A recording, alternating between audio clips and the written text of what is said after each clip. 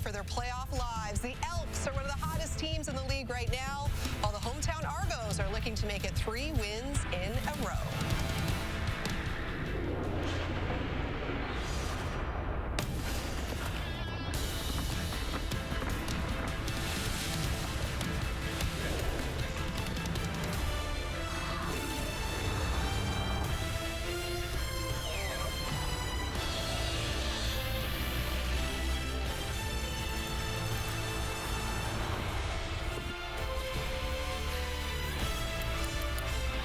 Here we go.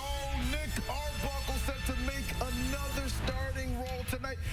He's coming off an amazing game against the Hamilton Tiger Cats last time he stepped on the field before his bye week. He's ready to light it up again. Well, that Nick is going to try to avoid this Nick. Nick Anderson is back in the fold after missing 6 games last year. Rookie of the Year is back to help this defense out. And his defense has been playing pretty well. Can they play even better with the return of And after beating the Stamps last week, Cody Fajardo said it just goes to prove that we can win against any talented team in this league. Well, the Elks have won 4 of their last 5 and are right in the mix when it comes to the West playoff picture. So, yes, some big implications for both of these teams here today at BMO Field as we welcome you inside the TSN studio. Laura Dyke and Enoch Mwamba, as well as Milt Stiegel. So, yes, paying tribute the Argos are to one of their former owners, that being John Candy. The first 5,000 fans at BMO getting one of these shirts today. A couple fell off the truck for us, so we'll be rocking them throughout the game. And, of course, they just had his documentary that was released and kicked off the Toronto International Film Festival. So John Candy getting some love here, the CFL on TSN. But let's get right into this one. Again, by the end of the day, we could see the Elks tied for 3rd in the West. We could see the Argos tied for 2nd in the East. And not only obviously they're playing for their playoff lives, but both of these teams have sensational players. We saw Nick Arbuckle, Justin Rankin as well. This is going to be a special game. In my opinion, this may be the game of the week. We have these 2 teams who some weeks ago we all thought was dead in the water, like they don't have an opportunity to make the playoffs. And you look at what the Elks have done. You look at what these Argos have done with Nick Arbuckle. So this is going to be a game.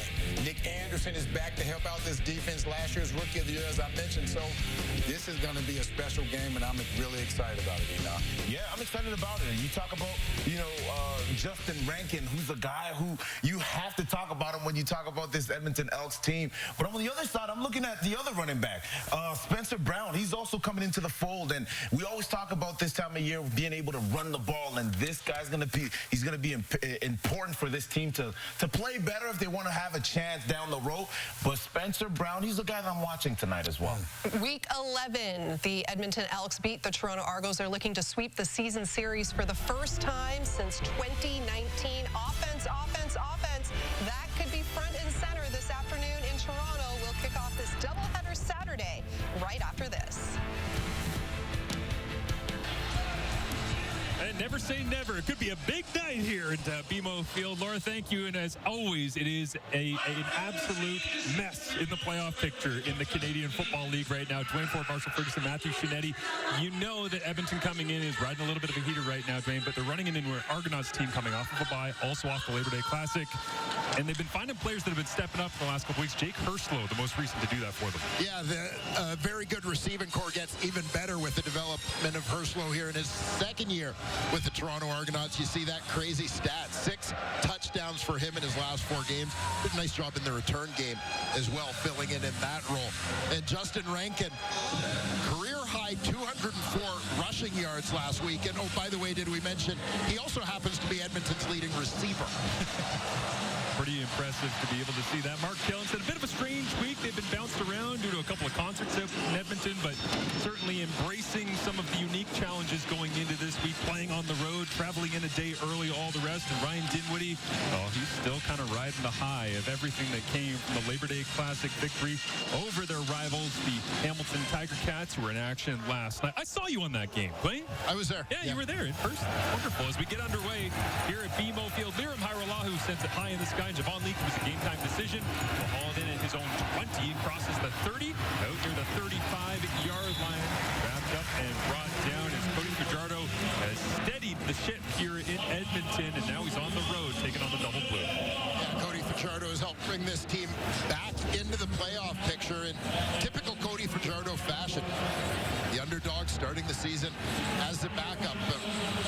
Good decision-making, providing some leadership to a relatively young Edmonton roster, and certainly a group that has been built by pulling players from a number of different places.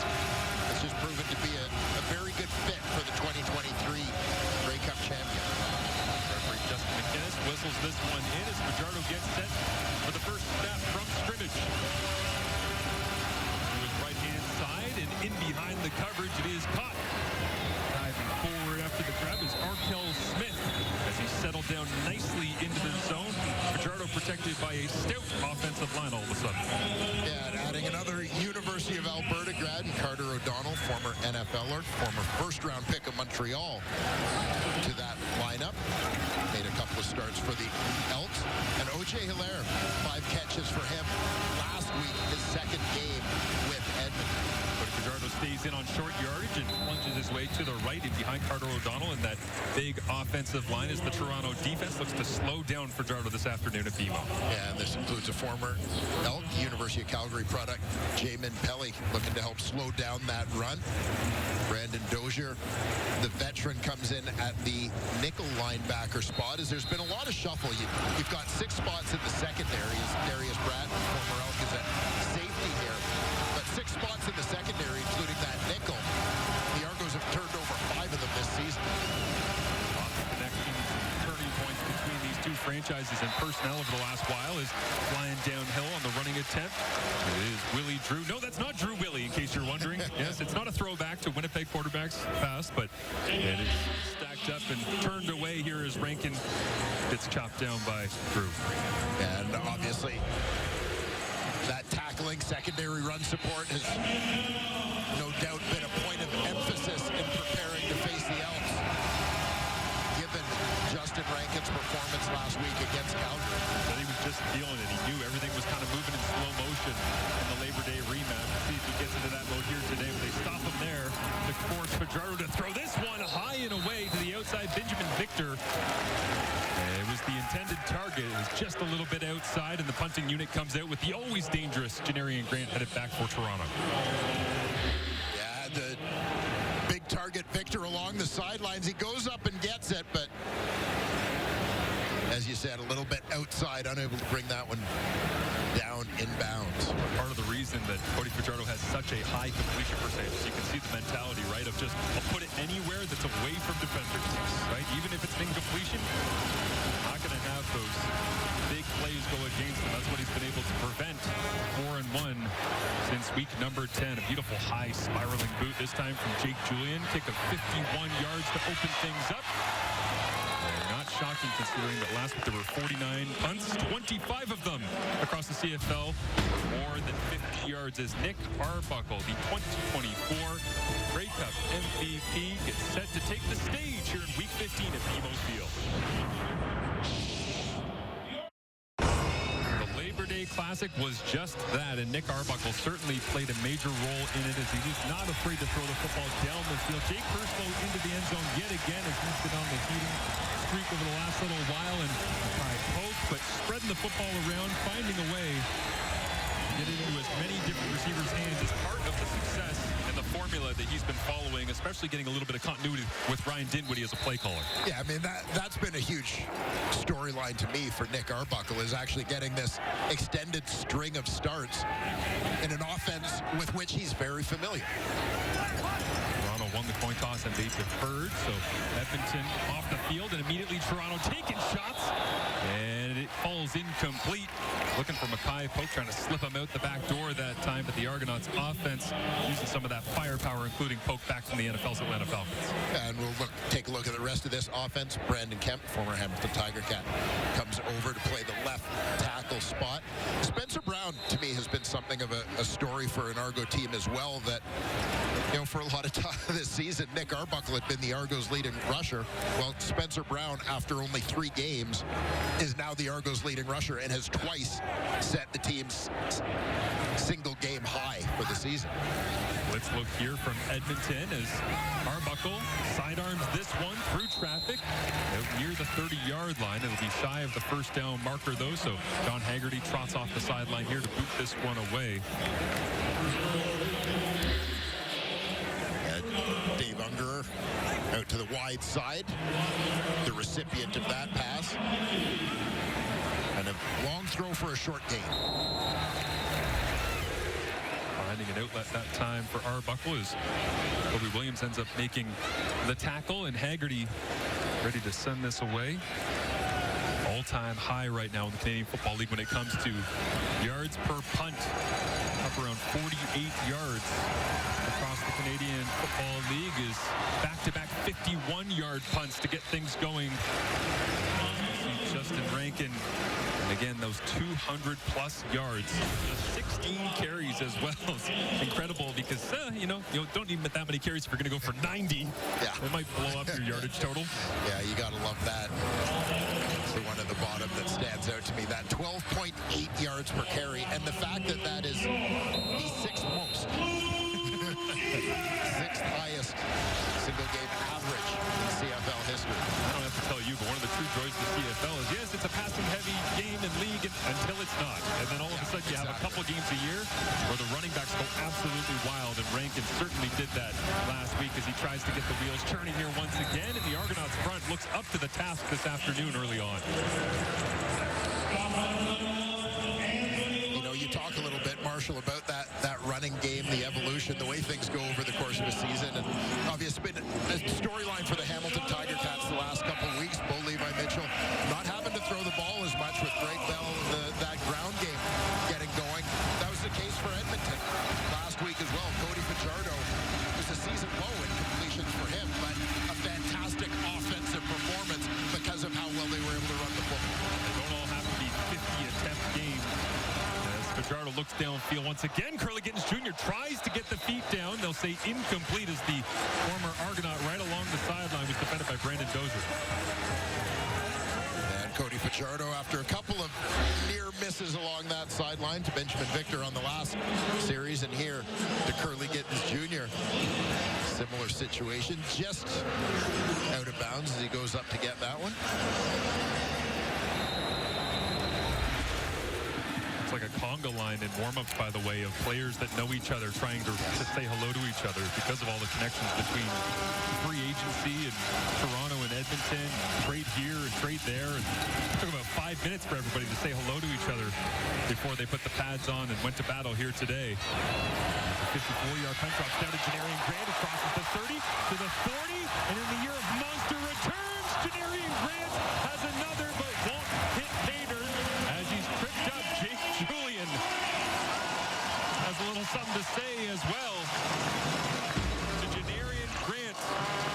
Been a special year for the return men, and Janarian Grant, a big part of that, nearly had another, but a two-string tackle cuts it down.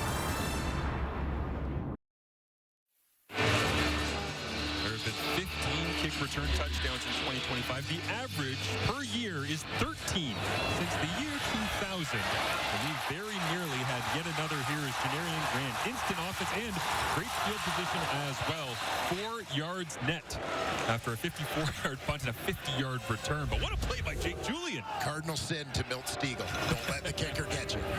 Didn't have enough wiggle to get away from him that time as Kevin Natal makes the grab along the sideline, and a first down here for the Toronto Argonauts offense facing this Edmonton defense this afternoon.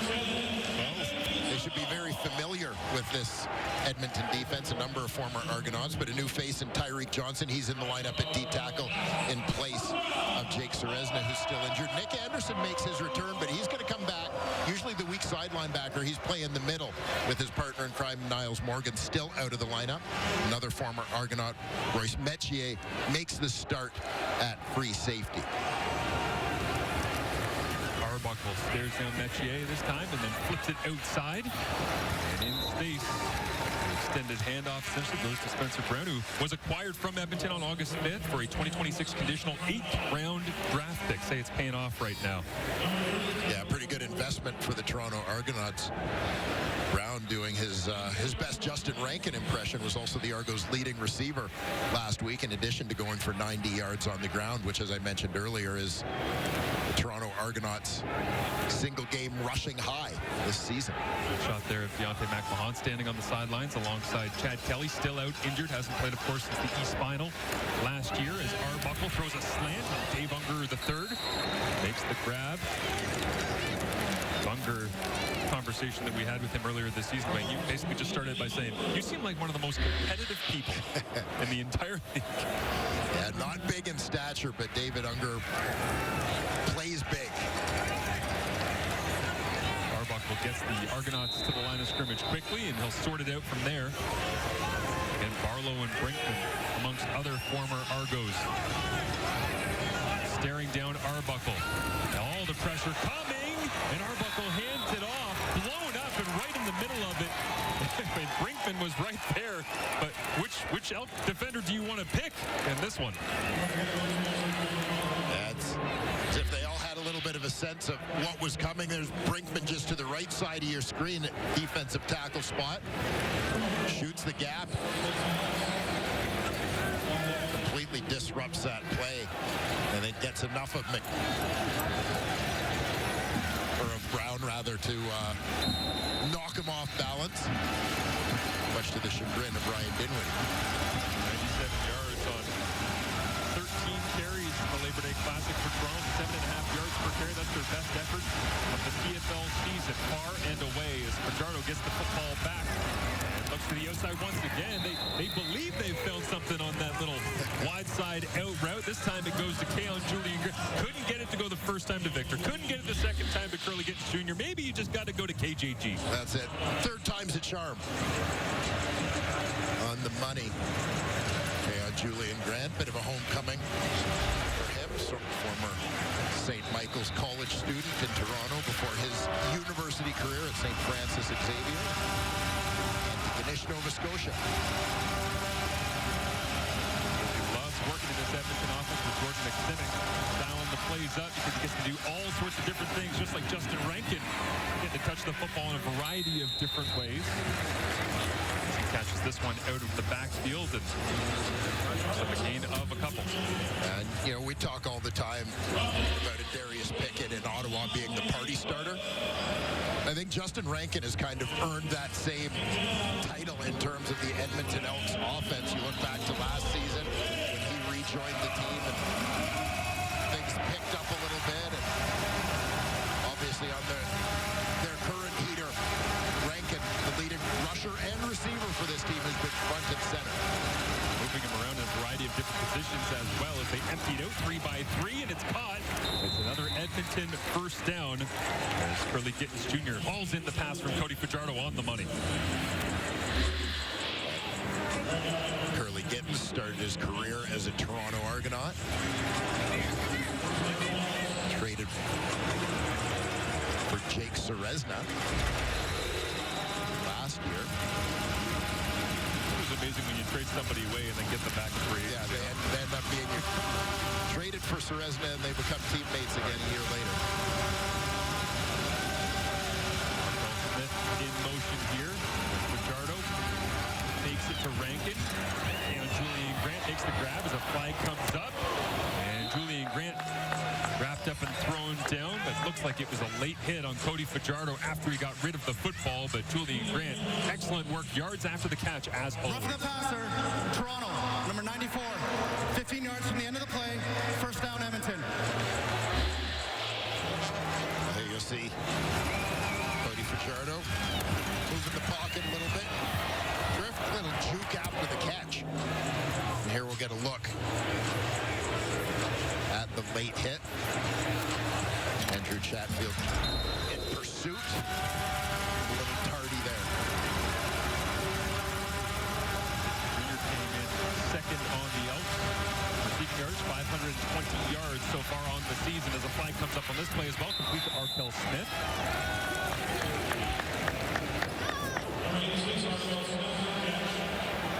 We'll sort through it, but it is is amazing because Justin Rankin, you said, is leading in terms of receiving yardage. But there are 4 different receivers, including Rankin, that are all within about 40 yards of each other at the top of Edmonton's ranks. Offside, Toronto, number 69. It's a 5-yard penalty. We'll repeat first down. Goes against Jamin Pelly as the last call went against Andrew Chatfield Jr. You can see Pelly lined up a little bit ahead of everybody else.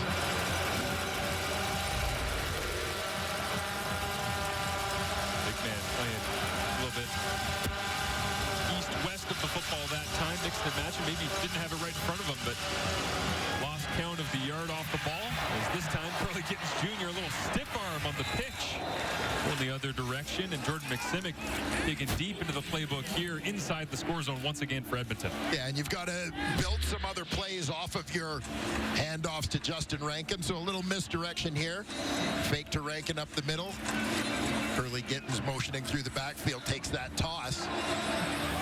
Nice job here to get the pursuit to overrun him, allowing him to cut that back in for a few extra yards. Fajardo stays in with short yardage. Way to the right, flags come up, likely offside against Toronto. I got to say, after watching last night's game, Hamilton and Winnipeg, as soon as they're short yardage, I'm looking for the receiver that's hitting along the sideline. That one got away on a big bust from Hamilton, but able to work their way through it is Gregor McKellar. Comes off the sideline there, and Jordan McSimic brings in the big team. McKellar, yet another former Toronto Argonaut. Offside, Toronto, defensive line. Half the distance to the goal. First down, Edmonton. Edmonton has been very efficient, very effective on this drive, but those penalty yards haven't hurt the cause either. The coach Mark Dillon telling us this week that the thing he was most frustrated by coming out of the Labor Day Classic against Calgary was just that they got completely beat down in the trenches. They hung around, they did what they could. I wonder if they just want to continue the momentum from the Labor Day rematch and pound the rock anytime they get close. They will give it to Rankin, jump cut in the backfield, and once again, wasn't the first wave, but the second that followed up and was able to bring down the talented Elks running back. Edmonton's not trying to hide anything in this situation. Argo's able to sniff that out and make a play with a very short pickup. Fajardo coming into week 15 in the score zone, 12 of 13. 6 touchdowns, no interceptions. That's a big reason why his completion percentage is so high and why they've been 4-1 over their last 5 games. The only loss, of course, being that Labor Day game on the road in Calgary. Second and goal. Fajardo looks to throw his 7th score zone touchdown of the season, and he does to who else? Justin Rankin picks up right where he left off last week against Calgary. Yeah, Rankin just had the free release from the backfield, hits that flat with speed. Fajardo gets the ball out in a hurry before anyone can get out to him in pursuit. Quick lead here for the Edmonton Elks. Fajardo saw it the whole way. Quick release. Pre-snap read, goes 8 plays, 77 yards. A little over 4.5 minutes. The opening points on a Saturday CFL on TSN doubleheader are on the board as Vincent Blanchard gets fit to knock the extra point up and through, as he does. Justin Rankin. What can he do in this Edmonton offense? Big plays, explosive plays, and timely scorers zone touches. Cody Fajardo loves it.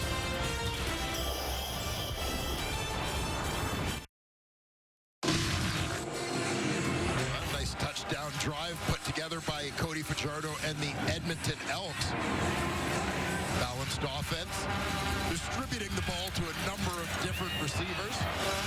The Toronto Argonaut penalties along the way helped them out, but we see Curly Gittens getting involved in the run game, Justin Rankin getting involved in the pass game, including that touchdown grab to open the scoring. 7-0 advantage right now for Edmonton. Toronto football back with Janarian Grant.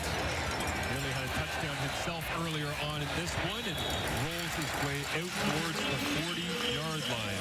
Highest rushing total for any player in 2025. Last week it was Russell Rankin. Also got the 2 longest runs in CFL this season, but it's a pass catch that has Edmonton up 7-0. The Toronto Argonauts trying to continue the momentum that came from a Labor Day Classic victory, one that was memorable for plenty of reasons because it was so close to disaster. With more, here's Matthew Shinetti. You think about how fine that was at the end, Marshall, because Nick Arbuckle told me before I interviewed him how upset he was with Dejon Brissett because he felt that Brissett maybe should have gone out of bounds. And when I spoke to Ryan Dinwiddie about maybe a little bit of tension earlier this week between Brissett and Arbuckle, he said to me, it's not really so much tension. It's Arbuckle seeing the game as a coach, Brissett, and he's having a career season right now, knowing that he wants to play, knowing that he wants to be a winner, knowing that he wants to make plays. And Dinwiddie said over the course of this 2-game winning streak the Argos are currently on, that he's tried to play a velvet glove, have a velvet glove approach with someone like a Dejon Brissett, while also reinforcing what Nick Arbuckle is doing. It's trying to find a balance when guys just really want to win, Marshall. Yeah, I actually asked Nick this week, Matthew, about whether or not he was screaming inside of his helmet after the catch was made. Please get down. But like, what are we doing? But any normal person is taught their entire life in a big moment like that when the crowd's going crazy in the Labor Day Classic, you catch the ball between the 2 defenders, go score, even if you're probably not supposed to. Yeah, you put yourself in Dejon Brissett's position, and yeah, situationally, you're just trying to get down and get a chance to kick that field goal. But after he comes down with that ball, you can see he turns around and there's green turf in front of him. You've been taught your whole life, yeah, turn and run. Right. As flags come up here, yeah, I love when you ask them the question, what were you thinking when you went towards the end zone there on Labor Day? Toronto, number 61. 5-yard penalty, remains second down. And Brissett told us, wasn't thinking much. Couldn't Yeah, really probably think not enough. The 4th penalty already against the Toronto Argonauts. As worst in the CFL so far this year with 8.3 flags against per game. They're halfway home to their season average as it stands right now.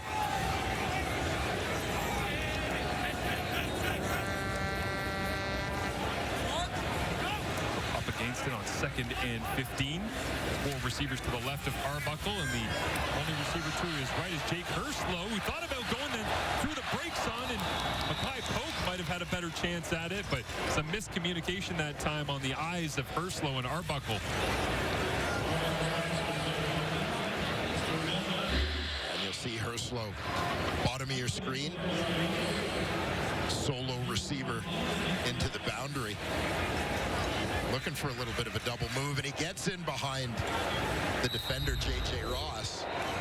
But just a moment of hesitation there maybe cost him a shot at that ball. Anybody who has a young kid can understand that that was a game of red light, green light. Are you going? Are you stopping? Trying to figure it out on the fly here. Pretty good chemistry, though, with Herslow and Arbuckle because they spent so much time working together after practice last year when Nick was 3rd on the depth chart and Herslow was on the practice roster. A 55-yard punt is hauled in by Javon Leak. Gets out to the 30-yard line, and now Arbuckle will go to the tablet and try and understand if they get the same look again, ISO'd receiver, how they can attack it better and not have that miscommunication. Pouring over things, but don't want to tweak it too much. Things have been working pretty well between those 2 guys over the last couple of weeks. The Toronto Argonaut receiving core that is without Tavares Daniels, but with Herslow's emergence and the return of Mackay Polk, has certainly softened that blow. Edmonton gets possession back. And Julian Grant flies behind the line of scrimmage. Crossing route, and Curly Gittens Jr. so wide open, he didn't know what to do when he caught the football. Yeah, genuinely looked surprised when he turned. Bit of a where is everybody? You'll see Gittens coming from the right edge of your screen, working across the field. Number 65, 10-yard penalty, repeat first down. Mark Forty has the flag go against him as Whit McManus ended up wrapping up Curly Gittens Jr., but had a look at big 6'5" right there on Derek Parrish.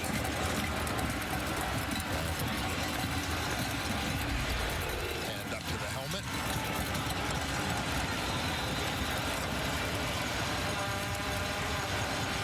First and 20 Edmonton Elks changing up the travel schedule, a little bit of extra time to get themselves settled here in Ontario as Fajardo throws this one to Arkell Smith. Fading away was Fajardo because he felt the pressure coming. Brandon Dozier pushes Smith out of bounds for a minimal gain. Again, Brandon Dozier spent the last couple seasons in Calgary. Started this season as a Hamilton Tiger Cat, but was let go when Reggie Stubblefield was ready to return and fill that nickel backer spot. Seems to have found a home here in Toronto, where they've been sort of shuffling around those cover positions a little bit, trying to find just the right combination. Fajardo, hard count. Nobody jumps, and he'll dump it off to the leader in CFL all-purpose yardage, Javon Leak. That's a first down, so they dig their way out of 1st and 20 with a 5-yard completion to Arkell Smith. And they dump it off underneath and have Leak go get the rest. Yeah, and we know about Javon Leak's elusiveness from his exploits as a kick returner. Nicely designed play here to allow that type of player to get the ball in space, in stride. See what Leak is able to do with that, turning it into a first down. Play of the first quarter. Fajardo hands it off inside, and they wanted to get Leak another touch, but Anthony Lanier, coming over from Saskatchewan, makes the play, and just 7 points on the board in the first quarter. Second meeting this season between these two teams. Edmonton 28-20 earlier on August 15th. See where they go from here. Back and forth, first quarter in the books from BMO Field in week 15. The numbers after 1 quarter of play here at BMO Field. 7 first downs for Edmonton, who just won by the Toronto Argonauts. And of course, the turnover playing into things as well. But really, this came down to Bill Stiegel's cardinal sin. Don't get tackled by the punter. Well, this is it. That would have been the great equalizer, right? The Toronto special teams looking to let Janarian Grant get going. The guy who has been so productive since joining the Double Blue. But Jake Julian from nearby Barrie, Ontario, Eastern Michigan product, came up with the tackle to keep the Toronto Argonauts off the board. CFL and hunting average last year as well. He's got that big leg. I actually enjoyed watching Jake during warm-ups here earlier today, practicing kind of doing that, take 2 steps to the right and then hook the football back for, 40, 50 yards to the left to the wide side. So see if he digs that one out of the bag of tricks a little bit later on as Fajardo gets the second quarter underway here in Toronto. Whitten McManus giving chase, and he hauls down Fajardo for a sack.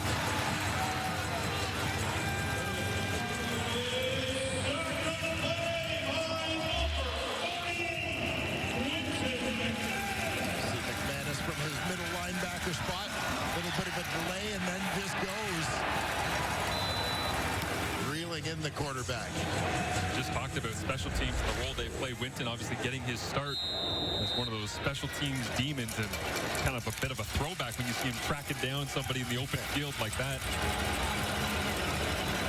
A 4th sack of the year for McManus. He pieces together big statistical outing once again in 2025. Janarian Grant, good coverage this time from Edmonton, bounces off a wall of potential tacklers, and Nick Arbuckle, 6 straight 300-yard games so far this season, and trying to piece it together here, but man, he has been in just a different world over the last month and a bit. Yeah, and we alluded earlier, Marshall, to the continuity for Nick Arbuckle, and something that he hasn't necessarily had a ton of in his career, but getting this string of starts. He's started every game for the Toronto Argonauts this season, and playing in an offense that goes back to his CFL beginnings, working with Ryan Dinwiddie in Calgary, so a lot of those same concepts, and certainly that relationship between coach and QB.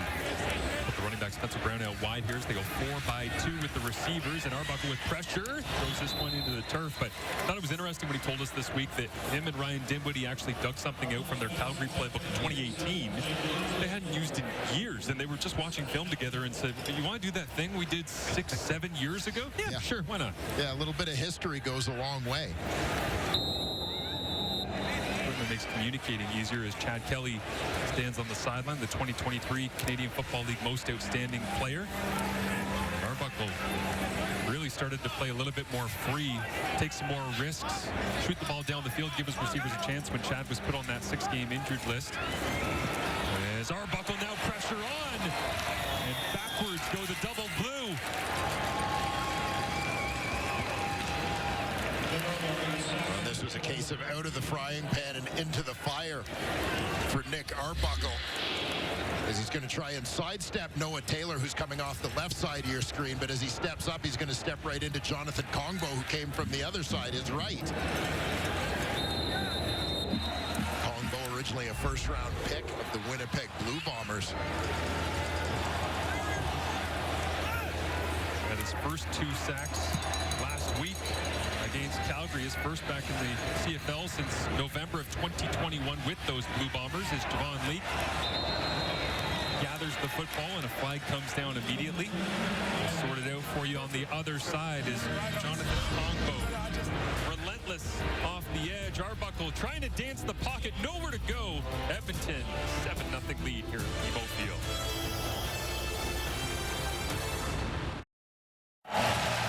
Elks are up 7 here at BMO Field, and you're looking at defensive line coach Demetrius Maxey for the Elks, who was also the Argos defensive line coach last season as he helped lead them to the Grey Cup, and he has been energized on the sidelines, guys. Every time the Elks defensive line makes a play, Maxey's looking right over at the Argos bench and saying, run something better. Guys, a little between the bench smack talk. Cody Fajardo hands it off. Justin Rankin backed up after a gain of 2 yards. But yeah, it's not just the free agency that's the connection between these franchises. It's coaches.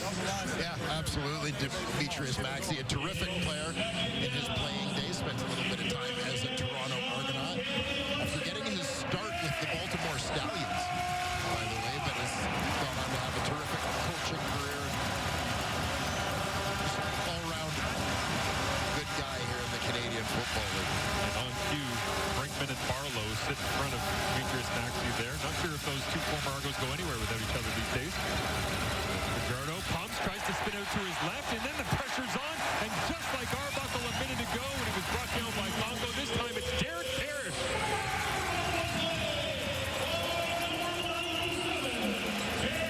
And Cody attempts that reverse pivot. Keep an eye on Parrish coming off that right DN spot. He's going to attack inside the guard, loops all the way in, finds himself freed up as Fajardo tries to escape to the outside.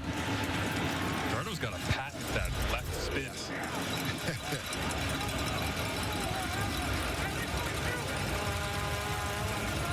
Going all the way back to the early Toronto days, Saskatchewan days. That is a lethal move for him, but unable to get away that time thanks to Derek Parrish. Relentless in his chase of the Edmonton quarterback. Those guards are battling to try and slow down as Aaron Casey nearly had the first shot. Chatfield right there, Judge right there, but Parrish finishes the job. But potential teams. I'm just going to say quickly, they need to do a celebrity Amazing Race Canada with CTV personalities. We qualified. Yeah. Hello to everybody enjoying the game on CTV today. Across the country, Amazing Race. Be a tremendous end to that, but yeah, you offside, Edmonton, number 25. 5-yard penalty, remains first down. trying to build out your squad last night. Now, I know you said Milt Stegall doesn't need to be the default because not everything is a race, but Milt's got the smarts. Yeah, I mean, the thing about Milt, remember, both partners have to get to the mat, right, in a team. Like, Milt would be, he'd be way ahead. Yeah. Just wait up for the rest of us, Milt, please. Pressure look from Edmonton. They drop out and just rush for as Arbuckle goes vertical and throws it up into double coverage. And he gave Jake Herslow one opportunity to go make a play, but nothing cooking there. Edmonton secondary all over it. Yeah, that's the thing about the long throw, is it gives those DBs time to cover cover some ground as well, and you'll see them all converging down the middle of the field. Ultimately, you'll see Herslow who breaks out and then back in towards the middle. Finds himself competing for that ball, not just with Cordell Jackson, but also with Royce Metier, who was able to slide over and help out. Range of Metier on full display that time.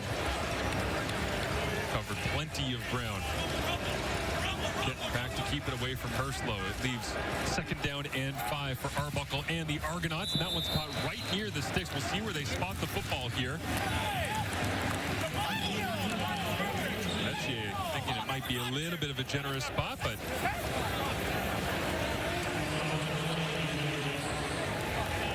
they will signal Argonauts 1st down. And Mackay Polk motioning out to that right side. Break out to the sideline. Making that grab just in front of J.J. Ross, right at the sticks. Old Blanco giving chase as well. And weak side, interesting that, as you said off the top in the starting lineups, who do you play at middle linebacker for Edmonton? Who do you play at the weak side? As they go with a quick jet sweep underneath Kevin Vital. Essentially is the de facto emergency running back because he's got that yards after catch and downhill running ability, but going east-west into Blanco shuts it down. A couple of first-round picks in 2024. Blanco, of course, the #1 overall pick out of the University of Cincinnati, a guy who had a little bit of pro football experience prior to coming to the CFL. His Canadian citizenship to become eligible for the draft. Natal, through a college career, primarily at Laval, but having started off at Syracuse. Blanco to the sideline here as Arbuckle works on 2nd and long and throws this one into traffic. Intercepted. Edmonton picks it off. And a play they dearly needed is supplied by Cordell Jackson. He could have had it on the deep shot to Jake Herslow just a minute ago. But Nick Arbuckle, over his last 6 games, touchdowns, just 2 interceptions, make it 3 as Jackson covered every inch of that route from Mackay Polk. Edmonton football when we return. We all know the tremendous history of the Toronto Argonauts on the field, but so much stories to be told off as well. Matthew Shinetti has more with the Chris Candy. So honored to be joined alongside Chris Candy, and we were just talking about what a week he's had at TIFF in his own movie called Adulthood, and then obviously your father's documentary, I Like Me, what the Argos are about to do and installing a permanent suite for him here at BMO Field. Certainly honoring him today. What's this last week meant to you? It's just been great. I mean, we're just getting to spend time for TIFF 50, be up here for my dad. It means the world to us. It's been very overwhelming, but it's, you know, it's a lovely thing for him, and I'm really happy to be spending this time with friends and family up here in Toronto. And yeah, the movie's lovely. I'm really excited to share it with the world. Now, we were talking earlier about some of your earliest memories. You and I are about the same age, and you know, you got to share the Argos with your dad much like I did as a young boy. But knowing that your father's legacy, and it will be forever what he did in Hollywood and in Canadian comedy, but knowing what he means to the CFL family and a franchise he loves, what does that mean to you and your family? I think it's great. I think the CFL's so specific and the fans are so diehard that the fact that my dad was rooting for that energy is just perfect for sports, especially the CFL. And yeah, you know, when we would go to those early Argos games when I was a kid, it's just, I totally could feel the energy and love that was coming towards my dad, and I'm happy to be here to just help carry a little bit of that for him. Appreciate it. It's been a pleasure. Absolutely. Thank you so much. This is great. Love that from Chris. Thank you, Matthew. Appreciate it. As Gus Polinski and the Kenosha Kickers, they're big in Sheboygan, if you didn't know it, Dwayne. Delving into a little bit of your John Candy trivia there. Love it. Edmonton moving the rock, getting into a bit of a rhythm here in the 2nd quarter, halfway through, holding on to that 7-0 advantage. Justin Rank receiving touchdown. Only points on the board so far as Fajardo pumps, now rolls to his left, finds an open receiver down that left sideline, and it is caught. It is Hilaire hiding along the edge of BMO Field. Yeah, a little bit of a high-low sort of concept along that left sideline. Releasing it back from the backfield. Sort of put the defender in no man's land, basically. Do I come up and cover that back, or do I drop off and go to Hilaire? As Fajardo rolled that way, Hilaire was the one that popped open.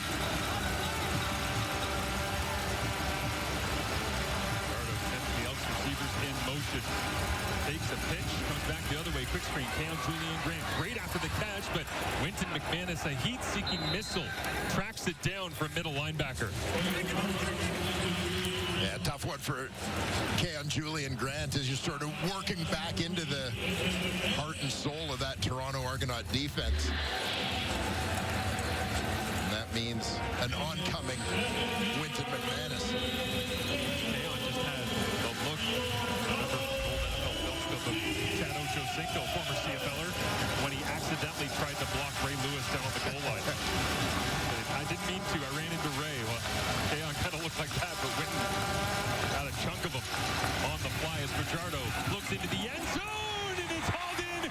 KJG makes the play after taking a smack from Winton McManus, and the Elks extend their lead. Yeah, I think being on the receiving end of a touchdown pass is Cody Fajardo's version of hazard pay for Julian Grant. Nice route, good protection, terrific throw from Cody Fajardo as the Elks build on their lead. Strike from Fajardo from distance as well. Julian Grant, as you said, bit of a homecoming for him. That one extra sweet after making the jump to green and gold. 5 plays, 55 yards in 2.5 minutes. Feel it from the very start of that drive. Edmonton had something going. Good momentum, and again, Cody Fajardo spreading that ball around a little bit. Okay, on Julian Grant, of course, one of the receivers with this Edmonton team with whom he would have the greatest familiarity, with those two having spent the last couple of years together in Montreal. Whoop-de-doo. Whoop-de-doo. Whoop-de-doo. Down-to-earth people we have a chance to chat with in the Canadian Football League. Anytime you cross paths with Keon. Simple stuff for him at this point in his career after many great years in Montreal. And one of so many guys this week, you talk about the conversations we get to have with players. One of those guys who thought he was going to be a basketball player and played basketball at a high level, but kind of realized that football, his dad's sport, was the path to earning a paycheck. With a 14-point advantage.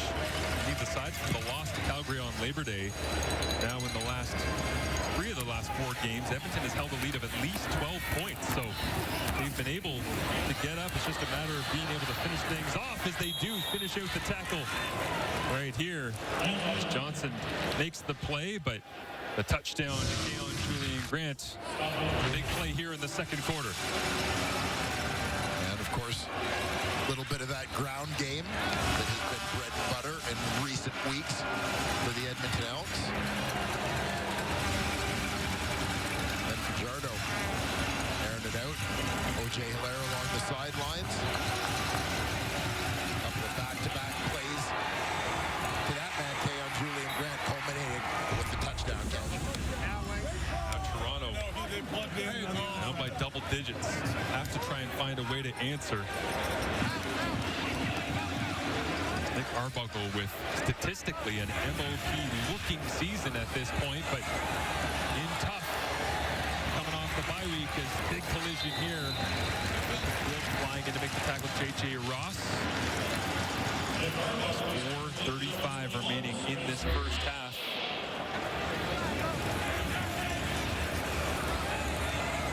Defensive line for the Edmonton Elks. Getting a little bit of heat. Toronto goes quickly back to the line of scrimmage. Bodies flying over the top of the pile. But it won't stop the Argonauts from advancing. Should be able to move the sticks off of this one as they reset. A couple of different people you'd maybe like to see them get involved a little bit. We saw the speed sweep to Kevin Mittal as they will signal first down. But Dejon Brissett, not able to say his name all that much so far. Jake Herslow took a couple of vertical shots to him that haven't paid off. And again, mentioned DeVaris Daniels out of the lineup. DeMonte Coxey, of course, out of this lineup as well. By Pope, how can they open him up? Be the difference maker he was last year. Put him in motion this time and runs a little slant back towards the middle of the field. Mackay Polk over the last couple of months of that 2024 season was simply the hottest receiver in the Canadian Football League.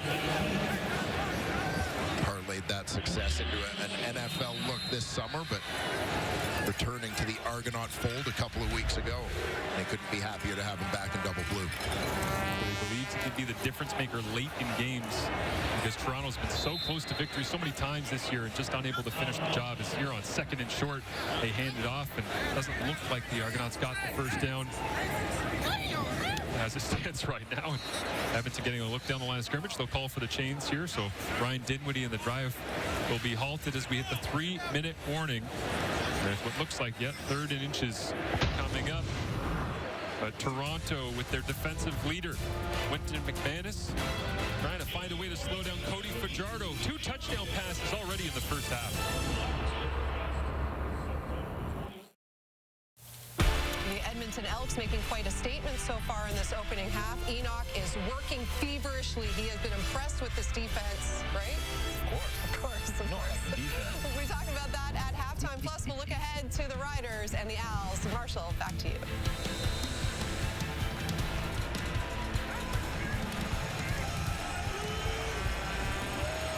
Thank you, Laura. As we get set for the doubleheader, the Argonauts go for it. On 3rd and inches, Arbuckle taking care of those responsibilities as well. Toronto with a little bit of a muddle huddle here, trying to work things from the line of scrimmage. Ryan Dinwiddie dialing it up, getting on the same page with Arbuckle over this 6-game streak that he's been putting up monster numbers. Just 4 first downs so far in this one. They'll empty it out. Spencer Brown goes down the seam. Arbuckle plenty of time, and it gets it out to the sideline. Kevin Mittal shrugs off one tackler. Dives across the 55. Close to a first down.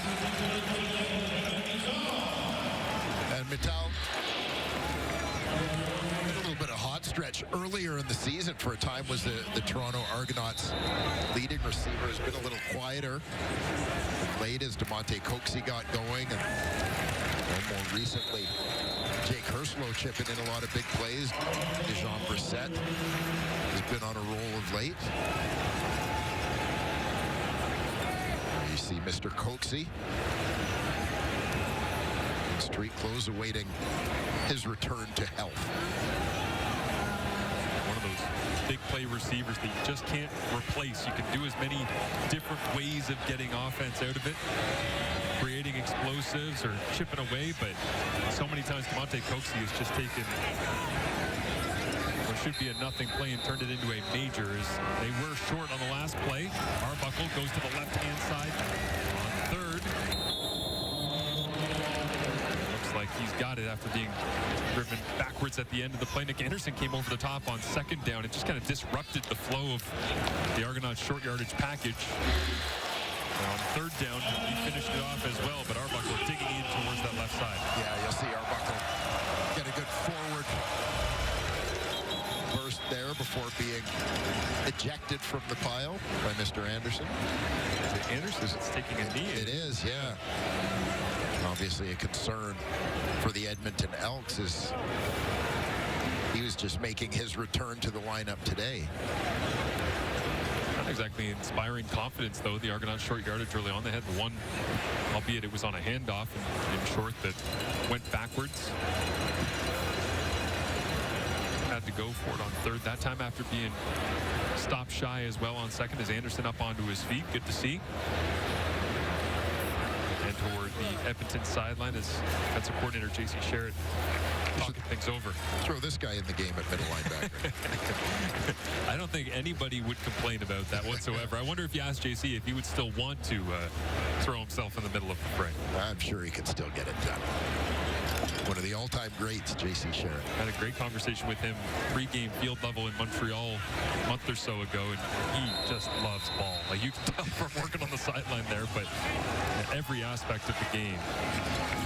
As Arbuckle looks to throw with a fresh set of downs, he'll pump, all about using the legs, and then brought down after a gain of about 4 yards on the play. But Nick Arbuckle using the legs more to his advantage this season than we've seen really at any point in his career, maybe even dating back to when he was backing up Bogey by Mitchell in Calgary.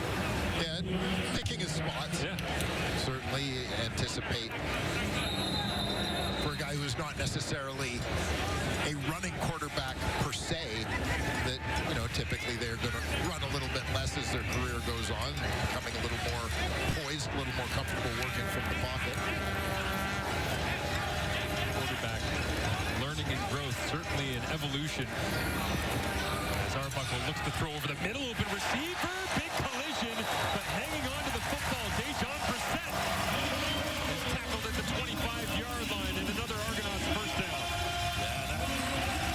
Absolute dart here from Nick Arbuckle. You're going to see Brissett coming right to left across your screen. He'll get into that open space right down the middle. Concentrating on bringing in the ball. Secures it, protects it, knowing that hit is coming. Logan Jr. delivering the blow that time. Backside of the play. Another completion here. Mackay Polk on the receiving end. And Nick Arbuckle always plays his best football, feels like kind of last 3 minutes or the fourth quarter, the second quarter. Sometimes can start slow. Or maybe start the third quarter slow, but he senses they have to get points here as quick as they can as this one goes off the hands. Dave Unger, the third, incomplete.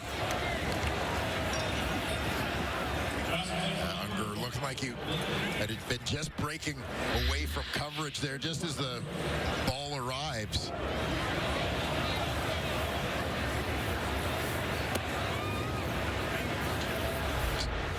Fortunately off the hands, missed opportunity there for the Toronto Argonauts. Shake of the head for Ryan Dinwiddie. Plenty of short yardage in this drive, but it is the 13th play of the drive. Inside the score zone they go. Edmonton sends pressure. Toronto tries to run right into the wall. Kobe Williams, one of about 3 defenders that were there, to try and turn around Toronto, once again handing off in a short yardage situation. Contact came quickly, the Elks suggesting that they stopped him short. Wait for an official signal here. They spot the football, and it looks like they will ask for the chain gang to come and look, but Edmonton's defense, as you say, confident. They had the best look at it. Although through perhaps slightly biased eyes. No. And now pull tight. And Justin McKinnis signals turnover on downs. So Argos come away from that possession with nothing after going for it on third down. And Demetrius Maxey, to Matthew Shinetti's report earlier, halfway in between the benches, fired up, talking down to Toronto. They tried to run right at his defensive line. Metier in off the backside. Mogensen in there without his lid.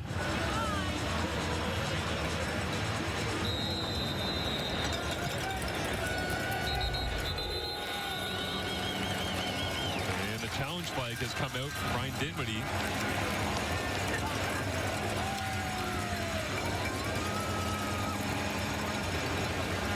Not surprising given what's at stake Toronto here. is challenging the spot on the previous play. The play will be reviewed. Yeah, huge swing play, not just in terms of the points, but momentum as well, being able to go in on a positive, because keep in mind, Toronto won the toss and deferred. So I'd like to do the double, right? Get some points here, come back, start of the second half, and find a way to get themselves right back into this football game, perhaps even knot it up if all things go well for the double blue by early in the third quarter. It all hinges on this ruling.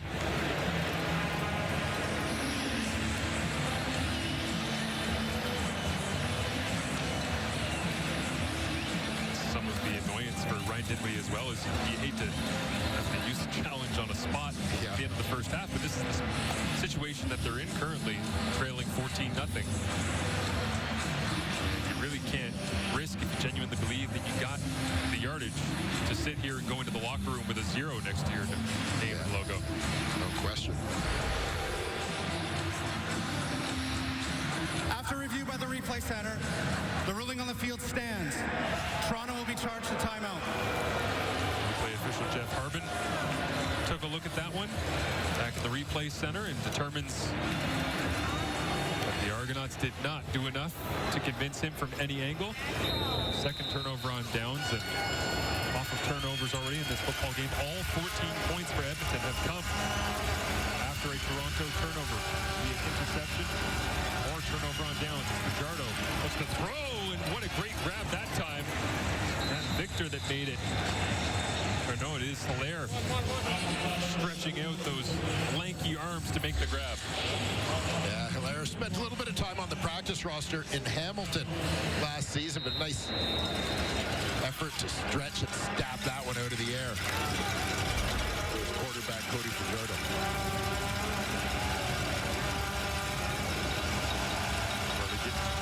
Looping around in motion. He's the receiver. Catches it in the flats.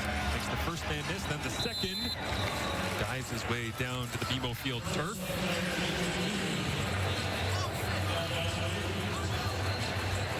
Rolling here inside. 1 minute remaining. 14-0 football game. They whistle it in as Justin McKinnon, our referee, does right now. Him and Kelly heads to the sideline.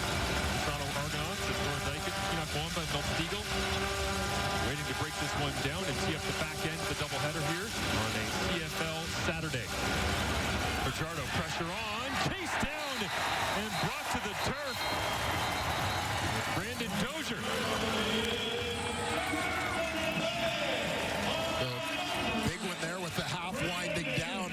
Toronto Argonauts happy to take that chunk of yardage and force the punt. They're giving themselves an opportunity for redemption, get some points on the board with some decent field position here.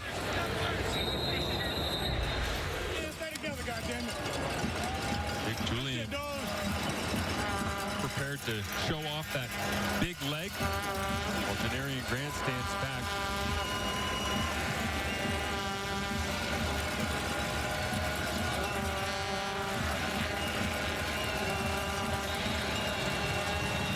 Flag comes up.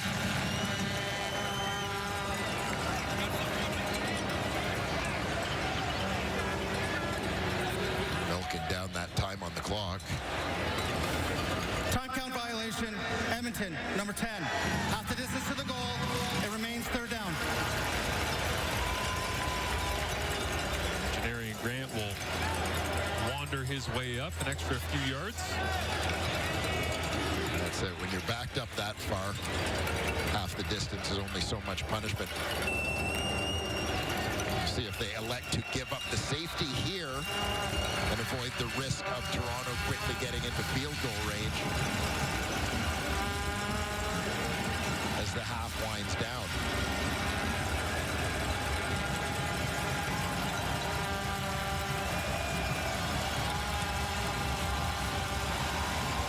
So Mark Gillum playing the percentages here, head coach of the Edmonton Elks.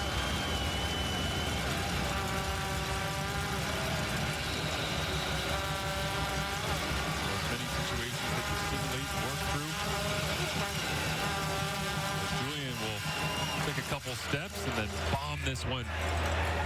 Perfectly placed kick right along the sideline. Coverage team gives chase. Pushes Grant out of bounds.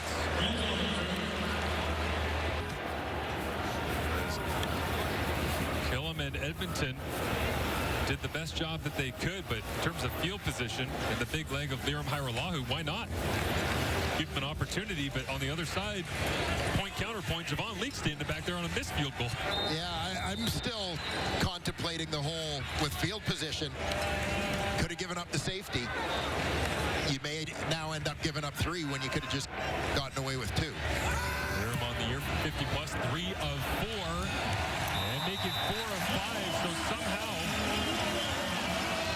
Toronto able to end the half with some points on the board after all. They challenged for short yardage, and Mark Killam fired up, headed down the tunnel.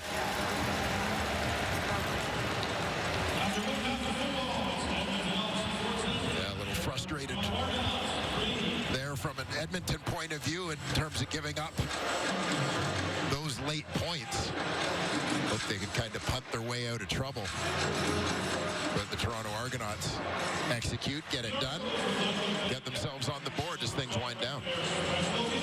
Toronto still in the tunnel, and Julian Grant, a successful first half of action here in Toronto, took a couple of big pops, Pager as well, to add on to it. And battling his way through this one after making the switch from east to west, divisionally in the Canadian Football League. And Keon stands alongside our Matthew Shinetti.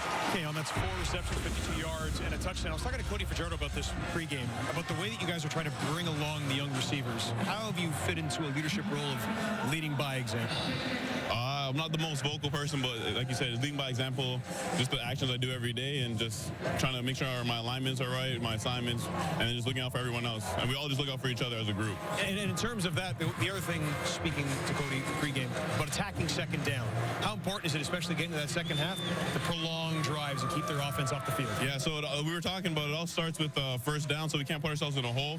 So we're where we are second and long. So we want to take advantage of our first down, so second down isn't so bad. Thanks for this. Thank you. Well, Laura, it's been working for the Elks so far. They're up 11. And oh so close to pitching a shutout there in that opening. The late field goal, a much-needed 3 points for those Toronto Argos as we welcome you back here inside the TSN studio. It's time to give those Elks some flowers when it comes to the defense, because this is a team that ranks near the bottom of the CFL in both total yards, passing yards. Nick Arbuckle only threw for 92 yards. He's looking for his 7th straight 300-yard game. So what have the Elks been doing so well to contain this team? That's right. They've been doing an amazing job of putting pressure on Nick Arbuckle. And it's funny to talk about that because a lot of their players are injured, actually, on the defensive line. But you get to the feeling that J.C. Sherrod and that whole defensive room, they're getting to know one another now. They're understanding one another, and they're understanding how to dial things up. And you talk about this team, the pressure on Nick Arbuckle. He's not comfortable in the pocket. He's looking for people downfield. Cordell Jackson has to be one of their main guys throughout the course of the season that's been consistent. Whether it was in the beginning of the season when the whole team was struggling, he was always playing hard.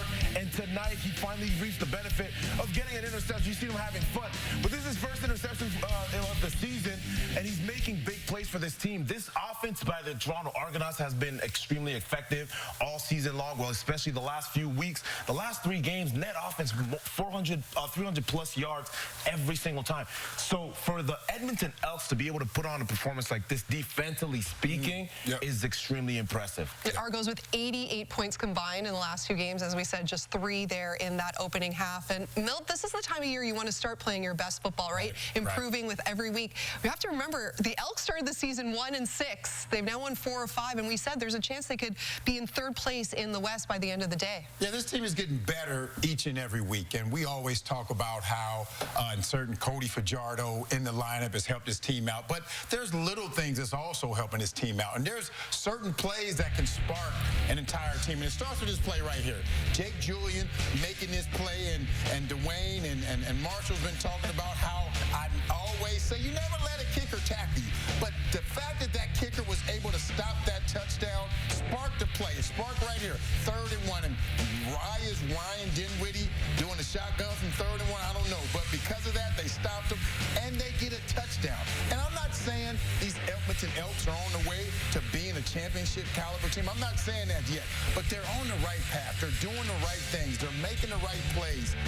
They're doing what they need to do to beat teams, and they still have a long way to go, but you look at what they've done over the last 6 games, the improvements they made, not only on offense, not only on defense, but everywhere. It seems like the coaches are getting acclimated to their players, and the players getting acclimated to the coaches. So you got to be excited if you're an Edmonton Elks fan about what these guys are doing, because they're definitely on the right path. You talk about the confidence that you can see it through the screen when you watch them play, and you look at even their offense. I love the way that Jordan McSimic, the way he's calling plays right now, you just feel like they're all in tune. They're on the same page, whether it's a run game. You come against the Edmonton Elks, you're thinking Justin Rankin, and so you have to adjust your defense accordingly, but you watch the way that he's calling the plays right now. Cody Fajardo passing out the backfield. Receivers are all contributing, and it's amazing to watch them play this way. And going back again to what Fajardo said after that win against the Stamps, we've proven that we can beat any talented team in in the league and putting together a very good effort so far in this opening half.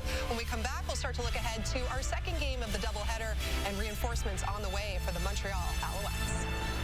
As we get underway here at BMO Field, and in the year of monster returns, Janarian Grant has another but won't hit Pater. Jake Julian has a little something to say. Who else? Justin Rankin picks up right where he left off against Calgary. Throws this one into traffic, intercepted. Edmonton picks it off. Shown, and it's hauled in. KJG makes the play.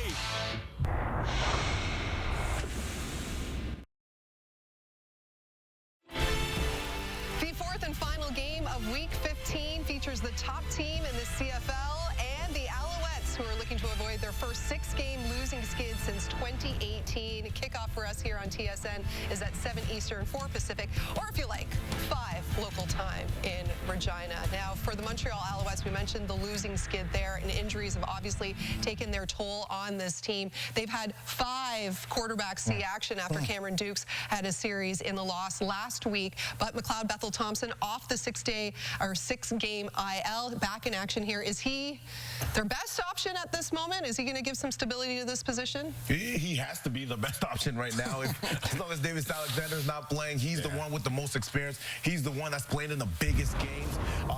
He hasn't shown that. As long as he's been wearing a Montreal Alouettes jersey, he hasn't played his best, and you know that, and he knows that. And so tonight is his chance, his opportunity to kind of show the whole fan base out there in Montreal that he can be the guy in the absence of Davis Alexander. This is a great opportunity for him to kind of put his best foot forward.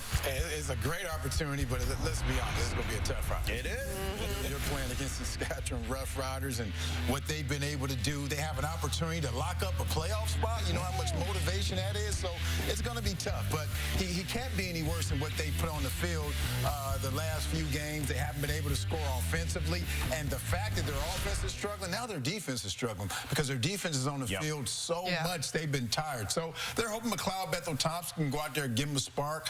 They got their 2 top receivers back last week in Mack and Philpott. They couldn't utilize them because they didn't have the quarterback to do it, so they're hoping McLeod Bethel Thompson can do that. But as I alluded to, you're playing against the Rough Riders, and they are the best team right now. I know people say I flip-flop on who's the best team, but as media members, we live in the moment.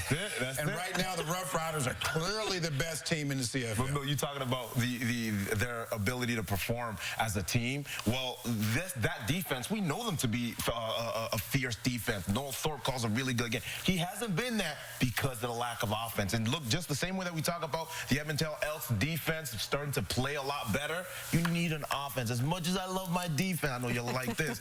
Say that again? No, I'm not going to finish my sentence. We got it on tape, don't worry. We got it on tape. Still wins championships. But you got to put up some points, though. You got to put up some points. It's been and ugly. McLeod's got to put some up tonight. They've been averaging just shy of 14 points per game during the losing skid.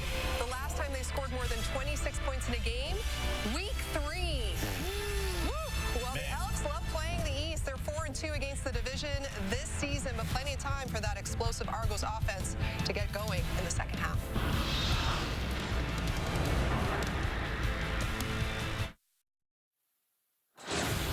Welcome back to Toronto. Halftime here with an 11-point lead for the Edmonton Elks. Cody Fajardo with a pair of passing touchdowns. One to Justin Rankin, another to Keon Julian Grant in the second quarter. Toronto wants to fight back in. They got to lean on some of their leaders to get in this one, and certainly Ryan Hunter is one of those. He's with our Matthew Shinetti. Ryan, especially when you're looking at situations like a turnover on downs, take us through what happens in the locker room with the offensive line and offensive line coach Chris Sweet when you're diagnosing that and going into the second half. Yeah, I mean, looking at it on the sideline and in the locker room, we feel like it's on us. Short yardage is where we should thrive, but we haven't been, and we need to moving forward in the second half. And you take a look, I don't know if you've been noticing it, but your former defensive line coach of the Argos, Demetrius Maxey, has been really going at you guys.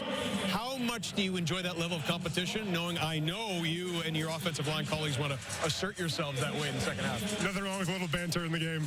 Appreciate this, Ryan. Thank you. A little conversation, perhaps, between the benches as Demetrius Maxey watches on, and Chris Sweet, that you heard Matthew mention there, trying to work things out with Ryan Hunter and the rest of that Argonauts interior offensive line to secure short yardage. Not exactly the most attractive thing to have to break down during your halftime, but essential plays that they do add up. and change the game certainly when they've been unable to go get the yard they need. Toronto won the coin toss at the start of the game to first. They get the football here to get things going in the second half. It will be Jake Herslow throwing on the brakes and tracked down from behind by Edivia Maga-Clements, the global, as we see the half ending with Ryan Dinwiddie. And Edmonton elects to punt out of their own end zone. Ryan Dinwiddie. Right in the middle of the fray. On his backside, straight up onto his feet. You thought coaching was safer than playing. Yeah, Ryan's taken a couple of those in his day. Ready to dial it up here for Nick Arbuckle. 387 yards against Edmonton the first time these two teams played, but Edmonton got out with the victory at Commonwealth. And now Arbuckle throws a corner route, and this is dropped. Great throw from Arbuckle, but unable to hang on was Mackay Pope. And you saw the frustration from Polk just as he got up there, realizing that he had that one within his grasp. Framed it up perfectly, but just unable to withstand the contact. On the way out.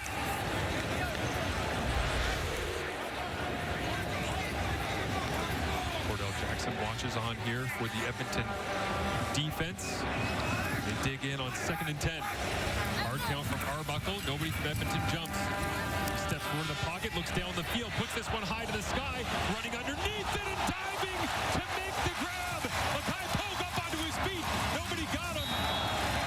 There's a flag down well behind the play as well, but what a diving effort from Mackay Pope.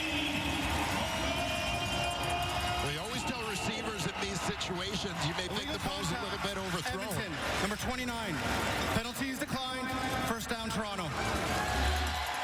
But don't run with your arms stretched out. Keep your arms pumping. And go get it. Mackay Polk keeps running. I thought there was no way he was getting to that ball.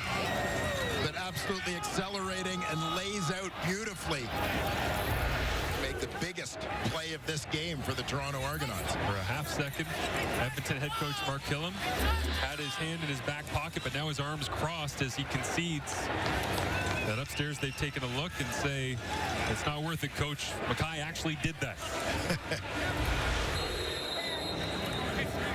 And a little worse for wear. You can see him Payne landing really right on the football. When you're completely committed to the layout like that, you're not really saving anything to cushion the landing. Big explosive play for the Toronto Argonauts. As Arbuckle meets a screen behind the line of scrimmage here. Kevin Mittal gets blown out of bounds as the former Argonaut, Royce Petchier, introduces himself.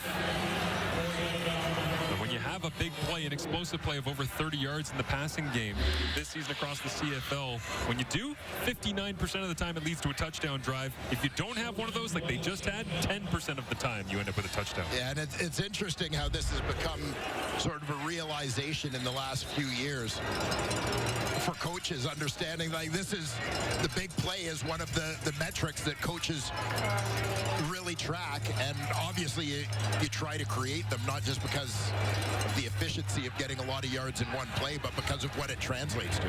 Blitz coming from Edmonton is Arbuckle. All day to throw again. Has to get rid of it now as he gets hit. Throws into the end zone.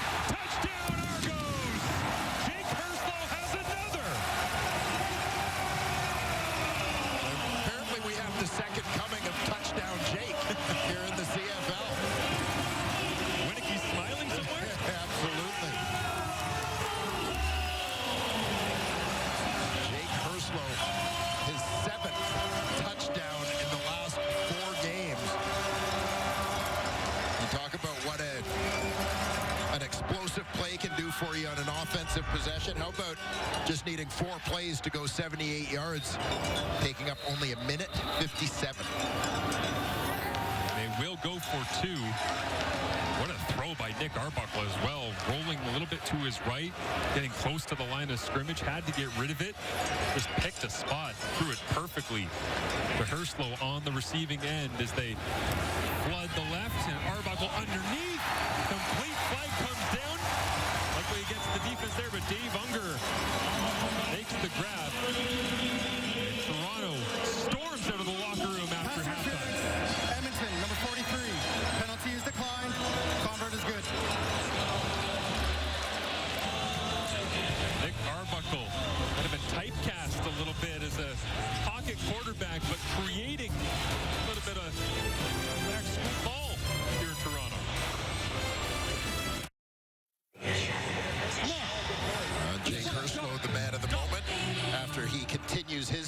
production. He's the #1 receiver here, but watch the #2 guy, Mackay Polk, inside. The corner, Terrell Ford out there. Kind of anticipating that they're going to go to Mackay Polk in that situation. Cheats a little bit to the inside, and just that one misstep leaves him chasing Herslow a little bit, allowing just enough time for that completion to be made. Ford all twisted in knots by the end of that play. Herslow again into the end zone is now Javon Leak.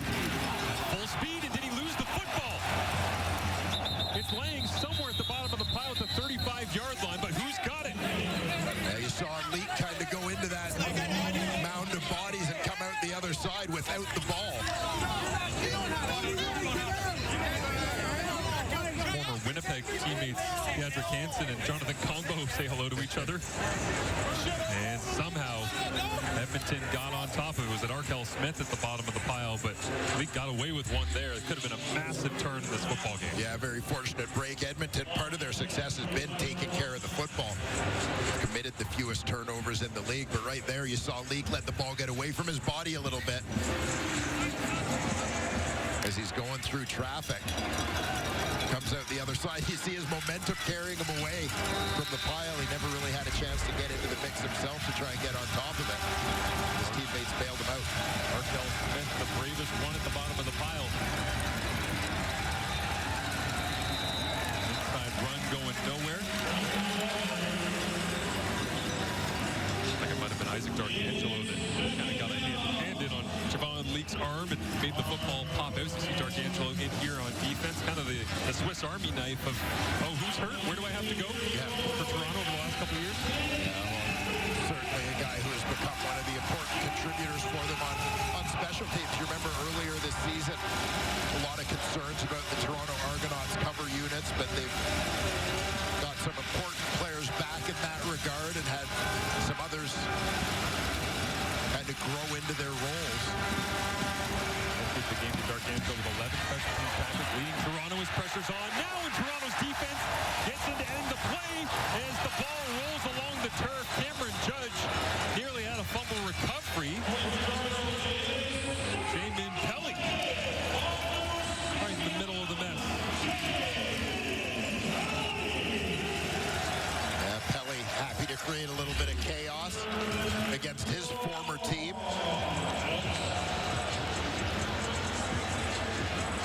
You can debate what the state of ball security was there as Cody Fajardo hit the turf, but ultimately it's not going to matter much as the Elks end up with the football. But it was kind of jarred loose, but not really out of his grasp before he hit the ground.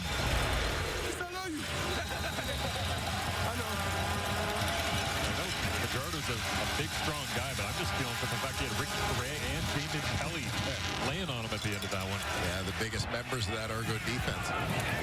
Marion Grant picks this up. The flag down on the field around the 30-yard line, and after a 51-yard punt, steps out of bounds. They'll sort out the penalty yardage here, but Jamin Pelly, the big man in the middle, making plays for the double blue against his old club.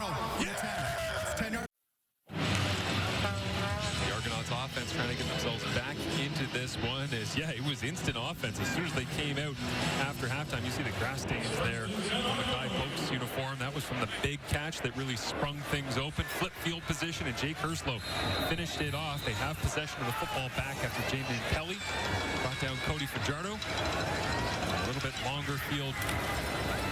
Staring them in the face right now is immediately Spencer Brown. Runs it right between the tackles for a gain of 13 and an Argonauts first down. Haven't seen Deontay McMahon in this one, although he is in the lineup as Brown has the controls in that backfield. Yeah, and quiet first half for Brown in that Toronto Argonaut round game that had grown a little bit in prominence over the last couple weeks, as mentioned. Spencer Brown, 175 yards on the ground over the previous 2 games. McMahon battling injuries much of this season. Up and down and all over the place in that backfield is now Arbuckle backpedaling and threw it up for grabs. The ball skills of Tyrell Ford. How's that for payback? Just stole the football away play from Jake Herslow. Arbuckle was backpedaling, had a one-on-one, and threw it up for grabs. The receiver he's trusted so much over the last 5-6 games. But Tyrell Ford slams the door shut and steals the rock. Yeah, Herslow, your receiver in isolation here. You know, and this is a play, quite frankly, if Nick Arbuckle could have it back, he would, and not just because of the result, because I think a ball that he knew he wasn't in a position to make a good throw on this one, under a little bit of pressure. Almost looked like a situation where he thought about throwing it away. A little wave to the family and friends there from the brothers Ford.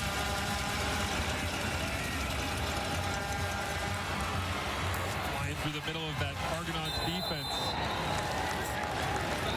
Darkel Smith at the fumble recovery on the Javon Leak. And again, you start to think about the twists and turns already early on in this third quarter. The plays that have been made that are changing the way this game feels. Darkel Smith getting involved. Couple catches here for him after not being targeted against Calgary last week.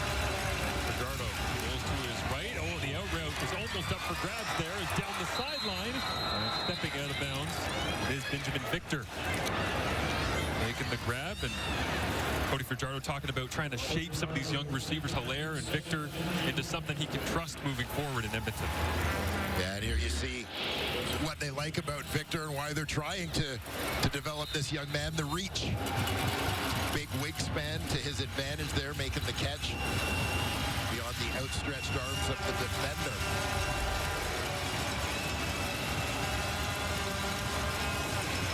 Higgins Jr. flips out all alone for now. The top of your screen. He'll hand it off inside. Justin Rankin.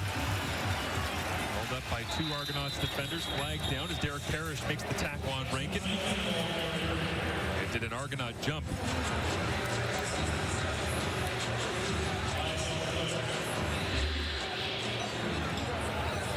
Face mask, Toronto, number 2. Ball will be placed at the 1-yard line. Automatic first down, Edmonton. There you see Tavares McFadden, the left hand, catching the mask as he tries to step in to make the tackle. It's amazing how often, between you and I doing the Ottawa-Montreal double last weekend and watching the game last night, even the late game, just the hand in the wrong place at the wrong time. There's very rarely ever intent, but you can't do anything about it because it's a dangerous play to get the hands up around the face. Yeah, no, I mean, everybody knows, obviously, that a face mask is a penalty. And as you said, like, very rarely it doesn't happen intentionally, but it just speaks to the speed of the game. Edmonton short yardage packages in Toronto. Oh, thought they stood him up. They'll signal touchdown. Cole Snyder came in for Cody Fajardo. And from our vantage point here in the broadcast booth, it actually did look like a pretty good defensive stand.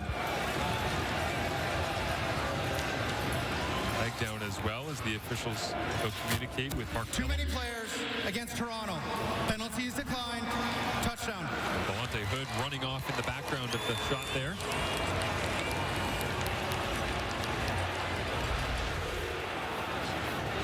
Cole Snyder and the Edmonton short yardage unit finding success. And just a 4-play drive. Extremely quick. Turns back and forth. You didn't want to sneak that shit? I'm like, no, I was getting on the line faster than Senator David Beard comes over to congratulate Snyder. That's 20 points off turnovers now for Edmonton in this ballgame. It's been 54 games coming into week 15, only 6 where a team won with more turnovers. 36-6. Heading into this weekend, teams with less turnovers, but a touchdown here in short yardage added onto the tally for Edmonton. Waterloo Warriors, Tyrell Ford making the big interception here. Just incredible ball skills, athleticism, the time to jump, Dwayne, and go and get this thing away from Jake Herslow. Yeah, and again, you can see Nick Arbuckle kind of backing away from the rush as he threw that one. Ford making a terrific play.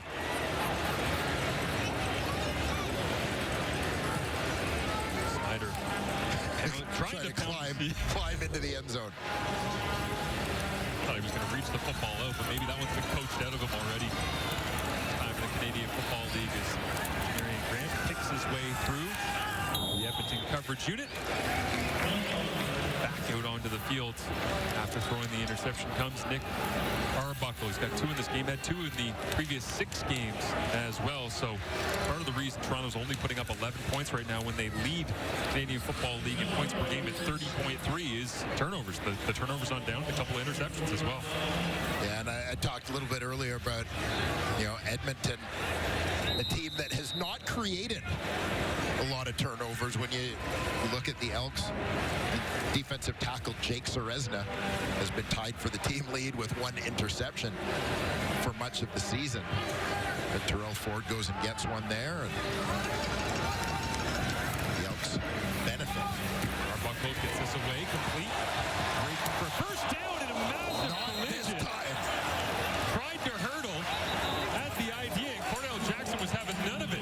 Cordell Jackson's seen the film. He's seen the highlight. Jake Herslow, who had a highlight-worthy hurdle earlier this season. Cordell Jackson meets him in midair. At what point do you think Jake realized that this was going badly? Right about here. Yeah. How come he's not down yet?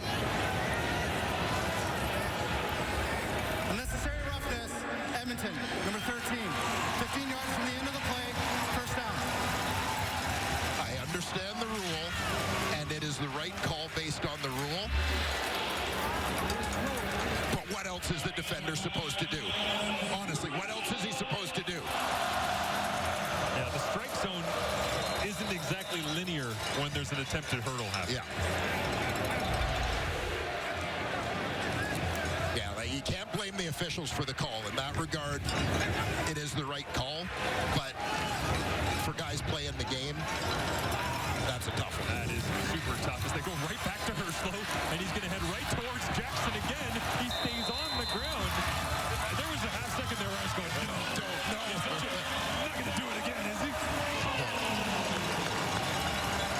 33 yards net on the catch, and then the penalty, and then this one, another Argonauts first down on a little jet sweep. You got to love the dynamic element that Jake Herslow has added to an already strong Toronto Argonauts offense.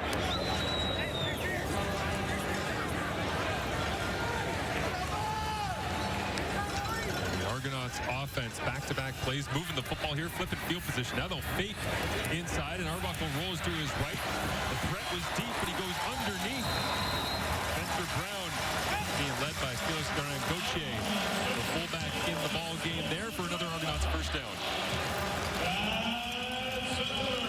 Argo's getting a little creative, lots of motion, a fake shovel. The line of scrimmage before moving that pocket. It was interesting this week when Nick Arbuckle told us as well, I don't really celebrate touchdowns. I don't get too high so that I don't get too low. I mean, he throws the interception, he comes back, and he's just ripping it around the field and executing Ryan Dinwiddie's game plan here. And this time Dinwiddie calls for the run. As Brown gets stacked up, but it feels like kind of the evolution of Nick Arbuckle and all the difficult situations he's gone through. He's been disappointed and hurt at various points, whether it be Edmonton or Ottawa or Toronto or Ottawa or Edmonton or Calgary, and he's just kind of decided at this point in his career, you know what, I'm just going to go do my job. No, and so much of the narrative on Nick Arbuckle's career up until playoffs last season had been about the fact that this was a guy who several teams had brought him in to be their starting quarterback, but it had never really worked out for him. Pressure coming from Edmonton. Now is Joel DeBlanco. The first overall pick. Playing like one with an opportunity to get the start. Yeah, DeBlanco with injuries in that linebacking core there. You see number 50 standing up in the middle of your screen. Good. Goes out wide and just catches John Boss, the guard, flat-footed. equity, frustrated by that one. By the way, pregame, Dwayne and I were just admiring the warm-up of Joel DeBlanco because he had rubber bands with a strength of tension we've never seen before. As the Argonauts make the most of it here. A couple of big plays from Jake Kerslow. Ended by Joel DeBlanco, but this drive will be remembered for this mid-air collision calamity.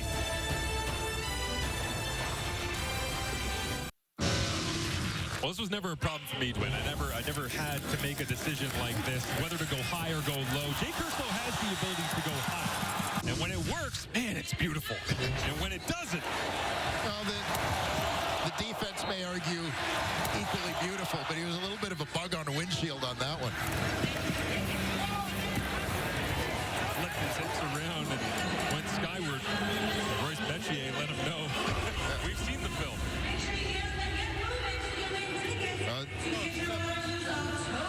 One of the things that I said at the time of the first Kerslow hurdle that stood out to me was that I felt he started the hurdle very early, sort of committed to the hurdle early. A little smelling salt. Yeah, a little wake me up on the sideline. Warranted perhaps after that one. Fajardo in the Edmonton offense trying to get things going with a quick screen, and Toronto's defensive secondary all over it. First, Fadden. Benji Franklin over there with Cameron Judge, Brandon Dozier as well.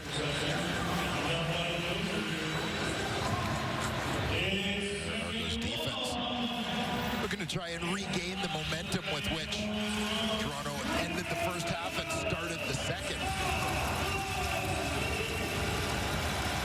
One possession ball game here.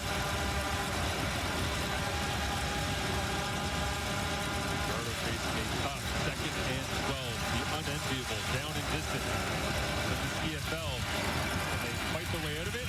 Go conservative underneath. Vaughn Leake getting his hands on the football. He did so well here in Toronto in his time, but this one looks like it's going against Edmonton.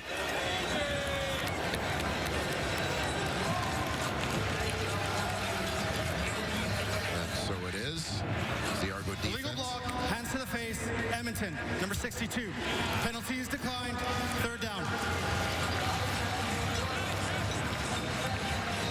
Argo defense gets the stop. Janarian Grant with another chance in the return game here.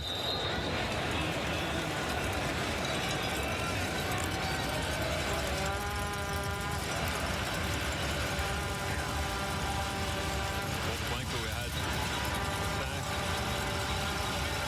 at the last defensive drive as the up back here. Now trying to chase down this punt with the rest of the coverage unit. 52-yard punt. Jake Joy, and as we head down to Matthew Shinetti. Now, the frustration this half so far for the Edmonton Elks appears to be on 2nd down, and that is a bugaboo that Cody Fajardo said to me pregame that he wanted to avoid, because right now the Edmonton Elks sit bottom of the league in 2nd down conversions. They're close to the top in explosive plays. We saw what Justin Reichen could do last week, when they established the run. But knowing when they're not in 2nd and medium, Fajardo was saying the sweet spot for them is 2nd and 4 to 2nd and 6, but we have seen a lot, especially this half, guys, of them being in 2nd and long, 2nd and forever. That's not where Fajardo wants to be, and really frustrated when he came off the sidelines, guys. Yeah, on schedule. He likes to play the game on schedule and find a way on 1st down to be highly effective. A 75.5% completion rate. He finds the open receiver and he completes the football, but they get put in those tough down and distances.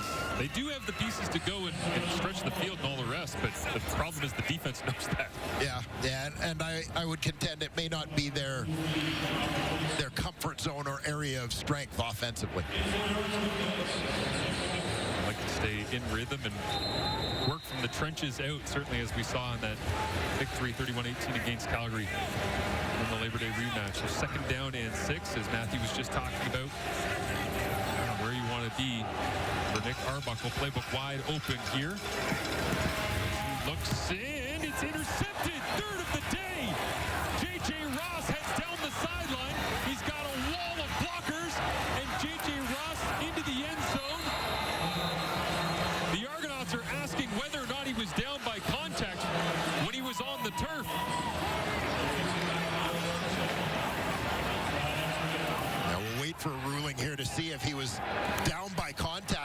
after picking off that football.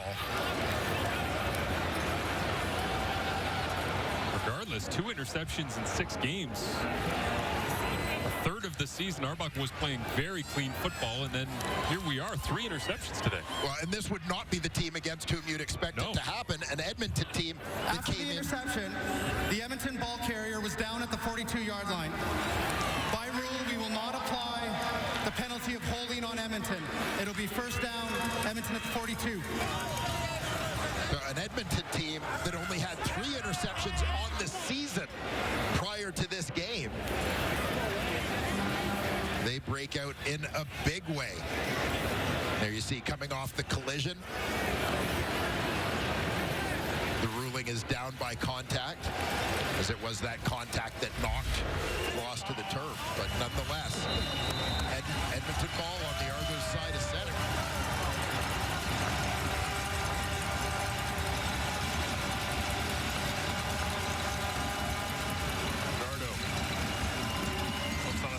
Here, running free through coverage. Catch and run for Curly Gittens Jr. Certainly looks comfortable back here on the grass he used to call home. Yeah, nice patience and nice adjustment here by Cody Fajardo in terms of his arm angle on the throw, as he's basically got to fit it under an oncoming defender. He knows he's going to have Curly Gittens. He's got that lane opening up on the slant. Just had to work it around the lineman. Did so perfectly. There's 1 minute remaining here in the third quarter.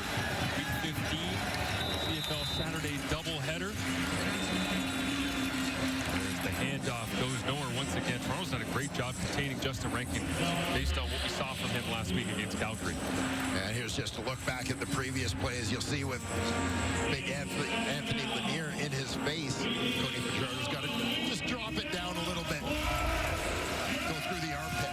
Almost looks like a little Paul LaFelice Canadian national flag football team right there. You're just standing with somebody running right at you. Lafo's got the crew off to a good start. Fajardo pressure on once again. Hit as he throws. Arkell Smith makes the grab. The Toronto's defense gets a stop that they dearly needed. Yeah, Fajardo did well just to get that ball away to a receiver, but Arkell Smith just trying to hide in the middle of the mess on that screen, but Fajardo takes a smack. Blanchard gets set. This is essentially a 10-point ball game. Splits the uprights, headed towards Lake Ontario. All 24 of the Edmonton points have come off of turnovers. Talk more about that as we begin the fourth quarter of play. In Week 15 for 2 teams desperate for a victory. Big hits back and forth. Great finish on the way for you here in Toronto. Fourth quarter here in Toronto. 10-point advantage for Edmonton, but the number of turnovers right there. That is 5 turnovers and 24 points off of them. It was 4 sacks last week against Calgary. Previously, Edmonton only had 10 in their first 11 games. So they broke out of the sack slump, and then they decided, you know what, today let's go ahead and break out of the interception slump. yeah, and I mean, this is what has stood out. Edmonton all season has been very good at protecting the football. Number 1 in the league in terms of committing the fewest turnovers offensively, but they were also last in the league in terms of creating turnovers defensively and on special teams. Starting to reverse all of that, right? A defense from whom we found ourselves kind of wanting more earlier in the year seems to be figuring it out. Teams develop at different rates, and it certainly seems as though Edmonton's defense is coming together as they head down the home stretch again. 4-1 over their last 5, and a 10-point advantage to open the fourth quarter. Here's this one thrown up for grabs as well. And did Tyrell Ford just get his 4th? It looked as though he got a foot down. There's a flag down in the backfield, though. I think this is going to be a high hit on the quarterback. May take this one off the board. Tyrell Ford offering the football to a fan in the stands.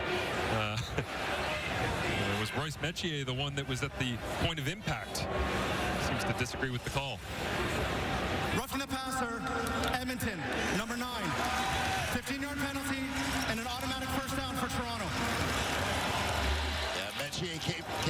see number 9 closing, trying to get there to knock the pass down. Comes in a little high, and maybe the toss at the end a contributing factor. Darrell Ford doing a nice job along the sidelines. Mark Killam, shall we say, disappointed to see turnover number 6 come off the board. Toronto with life again as Arbuckle nearly opened up the 4th with his 4th interception of the day. Gets this one out underneath. Spencer Brown is Blanco makes the tackle in the open field. Morganson right there as well. Blanco demonstrating a little bit of his range. Getting out to the sideline to make play on the speedy running back. Awkward one that time along the sideline as Francis Bemmy in the game. Up front, Canadians making impact plays here on defense for Edmonton as they flip the switch. Arbuckle with as many interceptions today as his last 7 games combined. Short yardage. And the Argonauts starting quarterback rolls forward and will keep the football away from Tyrell Ford for now.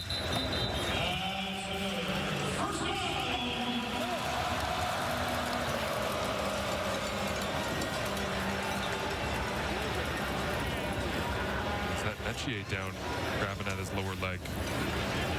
Yeah. I mean, you hope it's just a cramp. Right away at the end of the play, he went down and signaled to the sideline, pointing to his lower leg. And you take a look. He's the deep man here for Edmonton. So really not involved in the play. You saw him just go to take off, and right away watch him point to his lower leg. And just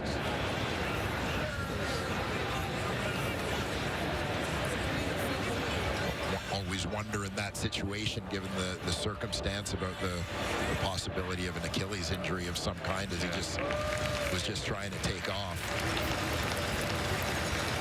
He's such an important guy in this defense. Talking to Mark Killam a couple weeks ago, he talked about Metier's communication from that safety spot. He said it's impossible to have a bad walkthrough with this guy because he's talking to everybody, making sure everybody's in the right place.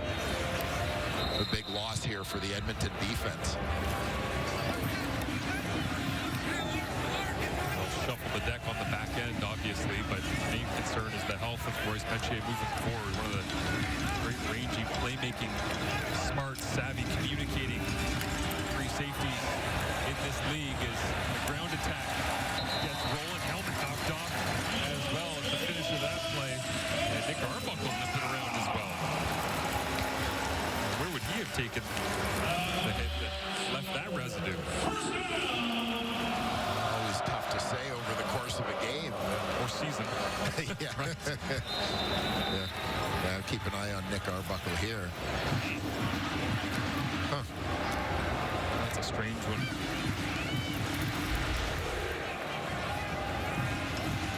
Arbuckle tries to get loose, stays in. Takes the spin. He is soft. Arbuckle could barely move on that play as he stood completely still. Didn't try to backpedal away from the rush. And an immobile Nick Arbuckle is a totally different quarterback, down 10 here in the 4th. Yeah. It's again, not even an inkling to try and avoid Noah Taylor. It's just one way or another, I got to throw the ball around him because I can't move. We'll see how this limits the Toronto Argonauts play calling. Twist left and right. I wonder if J.C. Sherritt, defensive coordinator, doesn't just heat him up at this point on 2nd and long. Hard count. Arbuckle uses his mind and his voice to get some free yardage potentially as he throws this one up for grabs, and it's caught along the sideline. Herslow in front of J.J. Ross.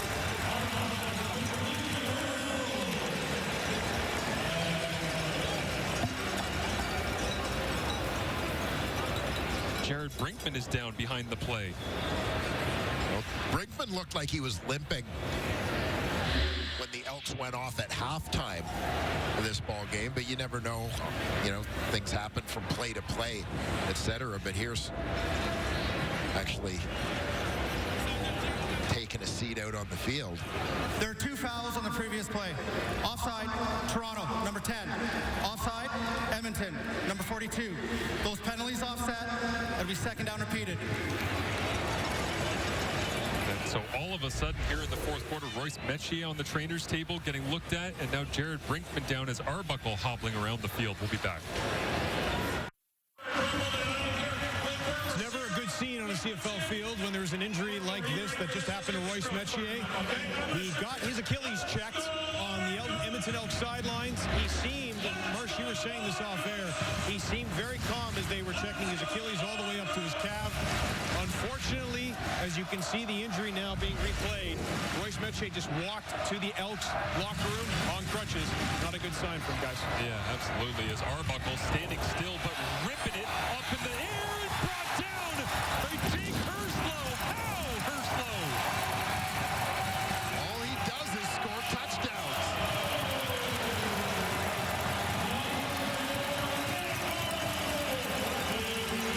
Making half a dozen majors in 3 weeks. Terrific catch there. Great concentration. Herslow working down the rail, and Arbuckle just drops it in there.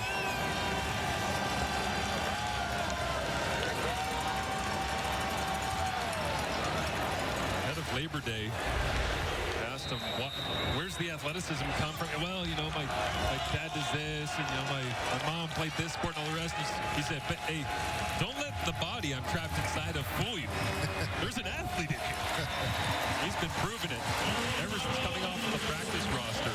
Just a ridiculous streak of being able to get to the end zone. This one against J.J. Ross holds him off, snatches it away, and the Argonauts right in the middle of this one, thanks to that man, Jake Herslow.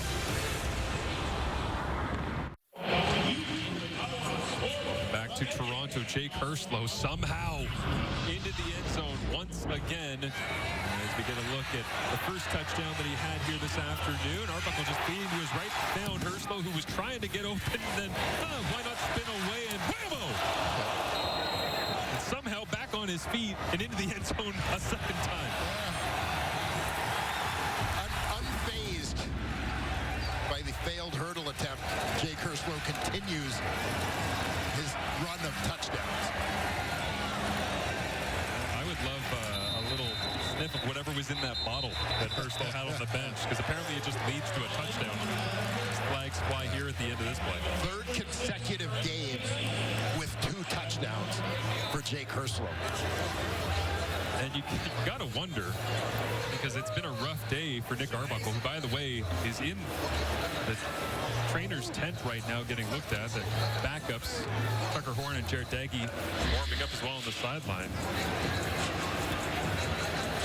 But it's a tough game for Nick Arbuckle, but full confidence to send it high and away for Jake Herslow as little shoving match breaks out at the end of a special teams play. Imagine that. What you pay him for? Stirring it up. The scrum. You know, Jake Herslow, kind of the poster boy. You consider this as a guy who's with the Argos, spent most of last season on the practice roster. First part of this season, same thing, biding his time, waiting for an opportunity. Gets that opportunity and makes After the most play, of it. we have a 15-yard misconduct penalty against Edmonton, number 87. First down. Victor takes the flag. Football goes backwards, but certainly back and forth afternoon, at times slow offensively, other times quick little 3-4 play drives for touchdowns. And yeah, 87 was not involved in the play and stepped from the sideline into the action. So that's how he earned 15. Didn't have much of a problem with anybody else at the end of the play, but can't come off the sideline. Is this one complete? Over there. Between 2 Argonauts tacklers, Darius Brett wrapping him up to make the play there after a gain of 3. And not much there. As you see over on the Toronto sideline, while Nick Arbuckle is currently being examined underneath the injury tent. Jared Daggy warming up. Now, no quarterback other than Nick Arbuckle has thrown a pass for the Toronto Argonauts this season. Jared Daggy started a Canada Day weekend game for Edmonton. Previous opportunities as Fajardo with the patented left side spin out and gets pushed out of bounds short of the first down marker. We'll see Nick Arbuckle's out of the tent. Who comes off the sideline here once Janarian Grant receives this punt? Arbuckle on the sideline trying to get whatever's bothering him, obviously lower body moving and a shake of the head. It doesn't look like Nick's going to be able to go.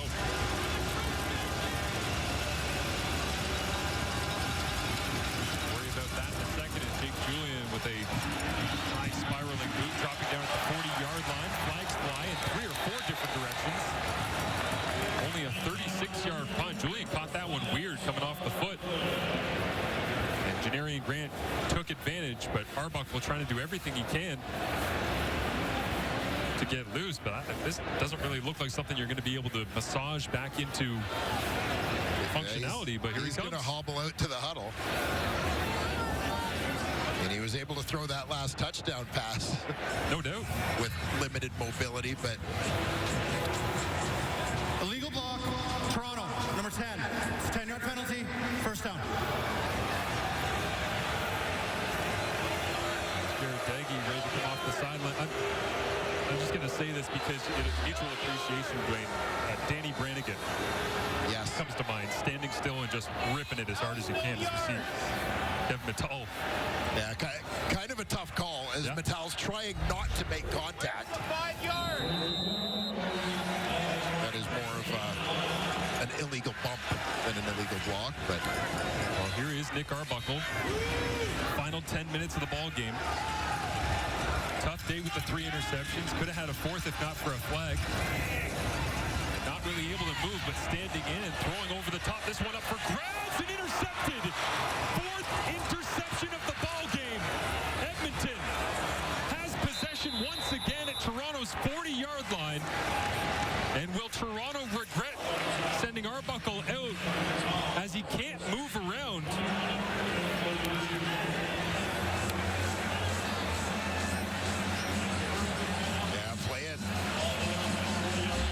Limitation there. Kevin Mittal working out of the slot here, the intended receiver, and Arbuckle's in a position he can't scramble, he can't sort of move to somewhere else to create a throwing lane anywhere else. He decides to take a shot. Kenneth Logan in the game in place of the injured Royce Metier comes up with the INT. Rock in a hard place for Arbuckle. You can't move, you can't extend the play. The clock's running out in your head. You got to get rid of it. Puts it in a bad spot. So Edmonton gets possession, hands it off to Javon Leake, gets full speed, running down to the 25. Has a gain of 15 yards immediately on the ground for Javon Leake.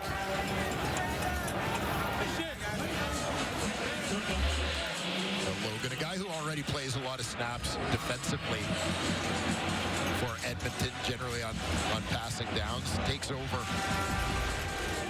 There's a regular safety here, comes up with a big play.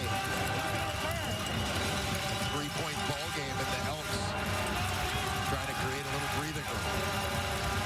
Extra big bodies in for Edmonton here. Jardo hands it off. Rankin spins the wheels for a gain of 3 yards on the play.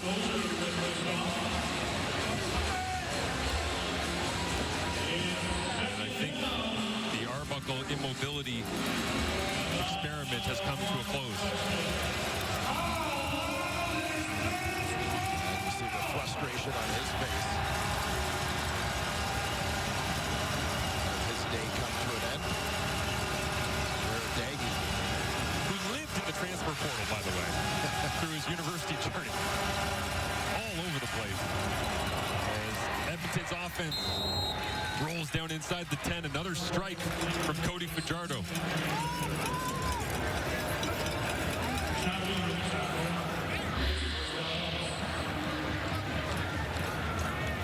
Benjamin Victor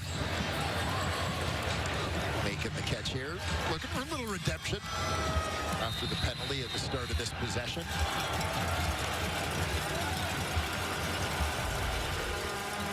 Fajardo with a touchdown pass early on to Justin Rankin. Second quarter, he was able to find Julian Grant and Edmonton looking for more points off turnovers. What they've had all day long, all 24 points. Obviously, they're in field goal range at this point, looking to extend that, but also trying to punctuate this fourth quarter drive with a touchdown.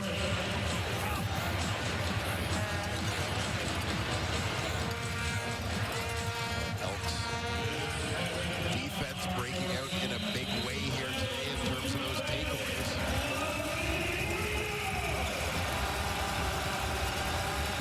Clock burning for almost as much right now as Edmonton having possession and looking to add points. 5 receivers available for Fajardo. Looks to use his legs, makes 2 men miss, cuts back on a third, and he'll take a seat inside the 10-yard line.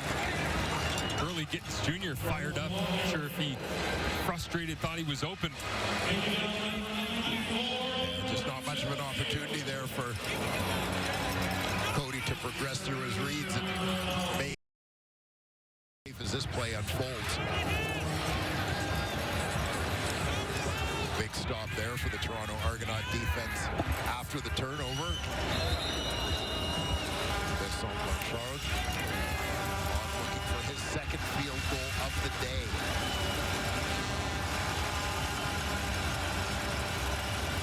Julian, the punter, is the holder. As it's down and away.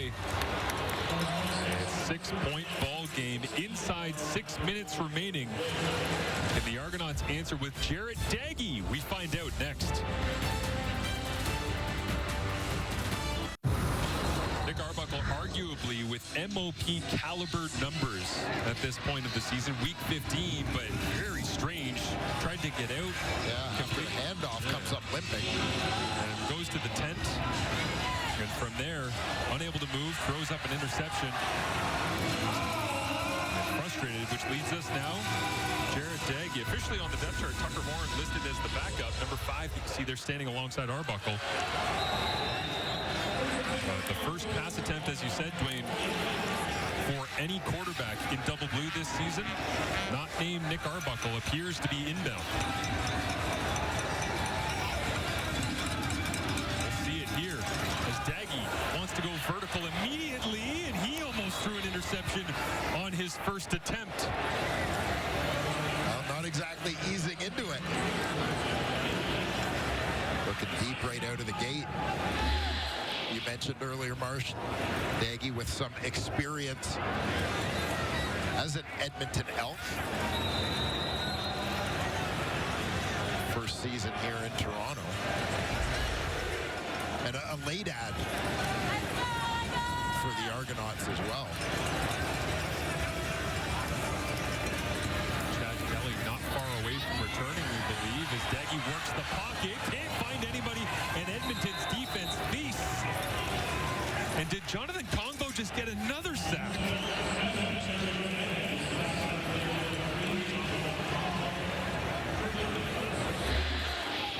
Now watch for number 3 in white here. Yeah, coming from that backside, tracks him down, so that'll give Congo 4 on the season. 4 in 2 games. For a team that had 10 sacks in their first 11 games of the season, all of a sudden, Jonathan Congo can't be stopped. And by the way, he had 4 sacks in his first 55 games in the CFL, and now 4 in back-to-back. Rolling. This is a guy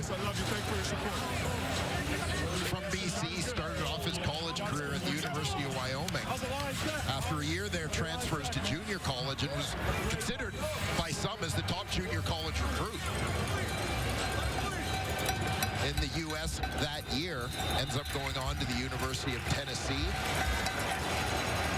mentioned the first-round pick in Winnipeg. It's just for a stint in the NFL after that. The Argonauts front again shuts down Justin Rankin. Anthony Lanier right in the middle of it. Rankin nowhere close to shaking the head of frustration after he was on fire last week.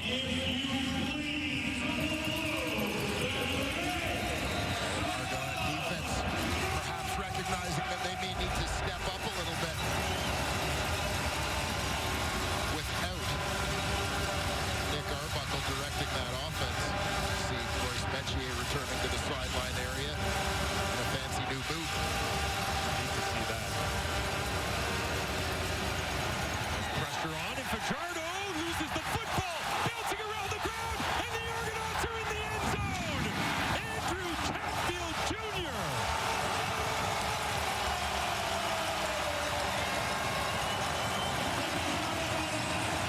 We have a tie football game with 3:25 remaining in the extra point to follow. In a game where the Toronto Argonauts have turned over the ball a half dozen times, Edmonton has scored all of their points off of turnovers, and yet somehow the Toronto Argonauts are in a position to take the lead. Chatfield Jr. renowned for his pressure rate, sacks early on in the season. The production has dropped off a little bit. Still a very active player, but Just 2 sacks in his last 8 ball games. David Beard will be wishing he just flopped on that one as he punched it away, and Chatfield right there. Edmonton is challenging the previous play for roughing the passer. The play will be reviewed.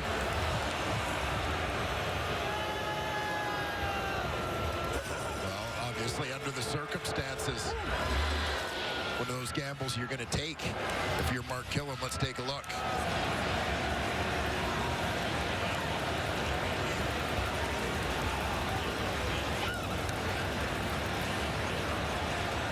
And nothing obvious from that angle.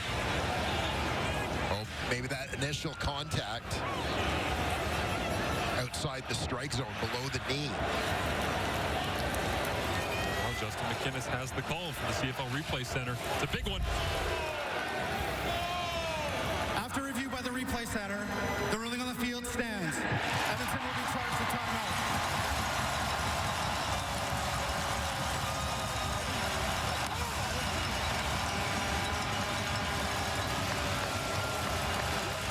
I got a feeling the points aren't done yet, but Liram Haralahu Hey, we got to do it again. with an opportunity to give Toronto the lead. For now.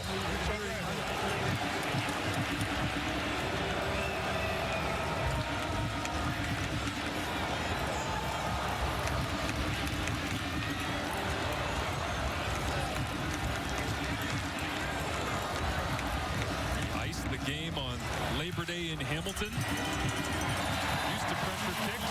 Liram makes good. So as Toronto goes up by 1 point, you remember the end of the first half when Edmonton could have conceded a safety and they chose to punt from their end zone? And Toronto ends up getting a field goal to end the first half. Edmonton gave up 3 when they could have only given up 2. Just saying. The math all matters. It's the reason all of these decisions add up. Yeah, so Edmonton runs down the clock, gives up yardage, taking the penalty to run down the clock, punts out of their end zone instead of taking the safety. Punted cover leaves Toronto in field goal range. Liram Haralahu punches it through. Great frustration there at the end of the first half for Mark Killam. And you get a little bit of a feel now, almost a half of football later, for exactly why that mattered. 8:27 means the 4-8 Argonauts stay tied, entering week 15 for the bottom of the East Division, have their first lead of the ball game. Here again,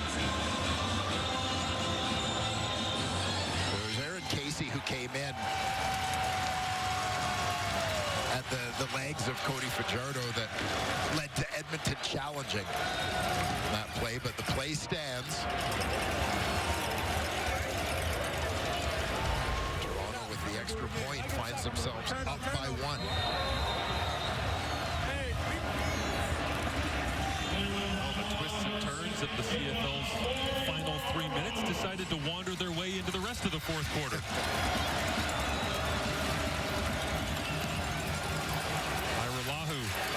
Drops it down to Javon Leak. His own 24-yard line.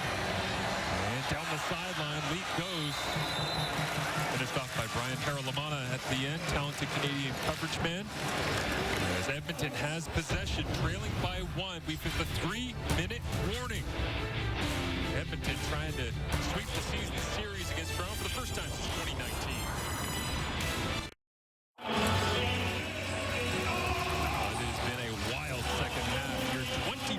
Points in the second half for the Toronto Argonauts. They had only 3 in the first. That's how they get their first lead of the ball game. 28-27. Crowd has come alive. Nearly 15,000 in attendance here at BMO Field. And Edmonton on their last possession, a fumble return for a touchdown. And now they'll complete with their first snap from scrimmage as Fajardo completes that one. It's 22 straight completions for Cody Fajardo. The CFL record is Jeremiah Masoli at Edmonton for the Hamilton Tiger Cats. That was 23, so the next completion, Fajardo gets it.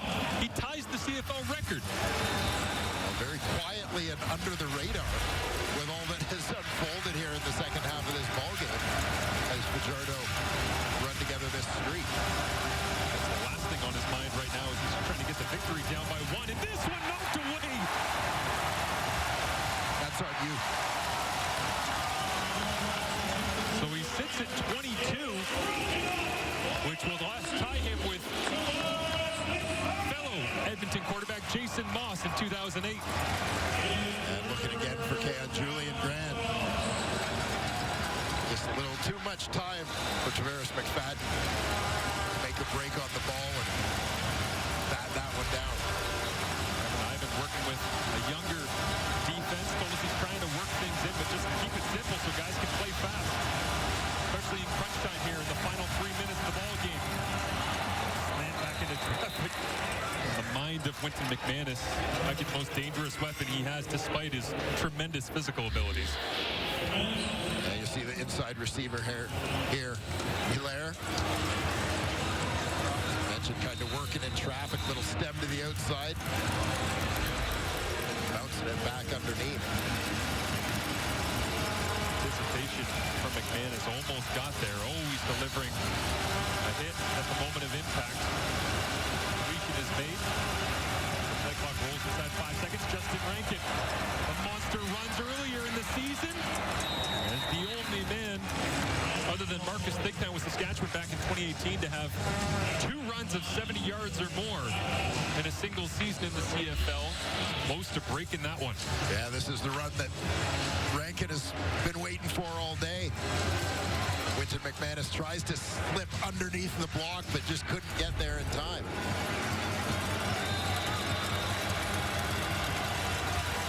Rankin with 204 yards on just 16 carries last week against Calgary. Significantly slower day here. Just trying to find a way to get the victory. Inside 2 minutes remaining. They go back to number 5. In the middle of the pile, so they gain about 4 yards.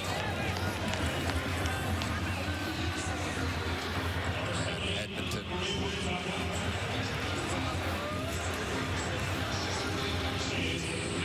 Playing it safe there on first down. Certainly within the field goal range of Marchard already. No doubt they feel a little more comfortable with a minute and a half to go in this ball game. If they can score a touchdown instead of a field goal. Fajardo takes the snap, looks inside, and it is caught along the sideline in front of the Argonauts bench as O.J. Hilaire. And hangs on to the football for now, as you say, inside field goal range as we look at the crossover potentialities here with plenty of Western influence looking into the East Division. Yeah, everybody's still in the mix in terms of that playoff picture. But the Toronto Argonauts, remember, as the third place team in the East, the fourth place team in the West has to have a better record. Can't be the same record. They wouldn't go to a tiebreaker in that instance. They would go to the team whose division it is in the crossover format that I don't like. Blanchard from 31 yards away. Kick is away, and it's good. Edmonton with a 2-point lead. Minute 14 remaining. Jared Daggy only took a couple of snaps, had an incompletion, then took a sack off the field. Andrew Chatfield Jr.'s defensive touchdown is the reason Toronto's right back in the middle of this one, now answered by the field goal. So Edmonton has the lead.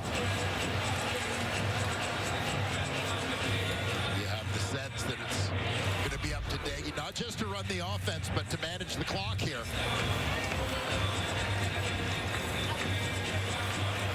He tries to get the Toronto Argonauts at least into field goal range. You and I were talking before the game got going about just the general concept of quarterback development. Yes. And the fact that it takes time. And you can't just throw a game plan at a quarterback and say, well, sink or swim, good luck. Yeah. Right? You have to work together over time. Jared Daggy, first year in Toronto, you see him talking to Ryan Dinwiddie there. I'm sure they've had conversations. They haven't had these conversations.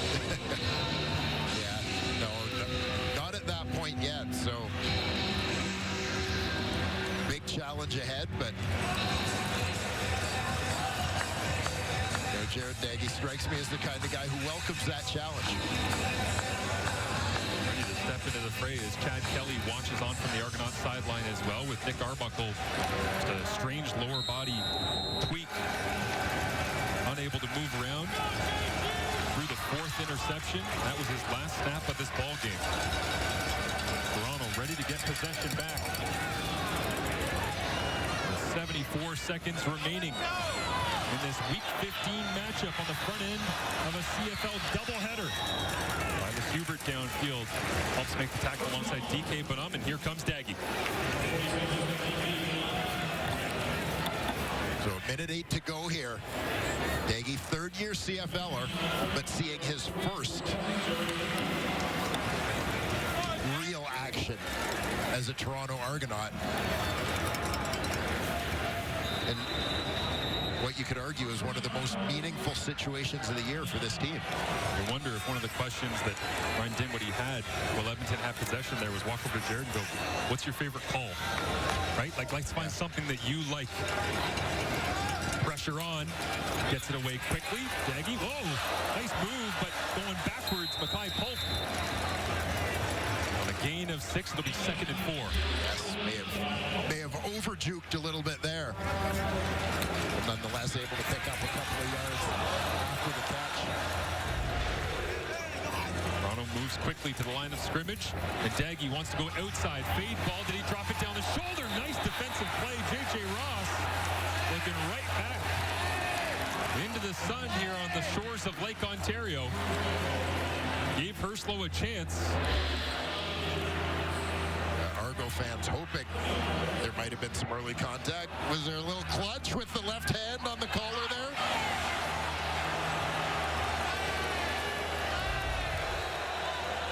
Can you tell by the sound here that they just played it on all 4 big screens installed for the World Cup? Yeah, some facility upgrades, giving a little extra view. Some extra insight to the fans in attendance, but all does not go the way of the Argonauts, and this one dropped outside, just over the outstretched arms of Kobe Williams. That's a throw. Yeah, that's a big-time throw for Jared Daggy to keep the drive alive. Dropping it in just over top of the outstretched fingertips. Polk hauls it in. And an injured Elk down on the field. Looks like Jordan Williams. That's one of the many former Argonauts in green and gold. eyes to the sky there, moment of frustration, but keeps his composure. Williams, who started this season with the Argos, was one of the few defensive linemen to return from last year, as so many had in particular moved to Edmonton in free agency. Williams was released by Toronto a few weeks ago. Edmonton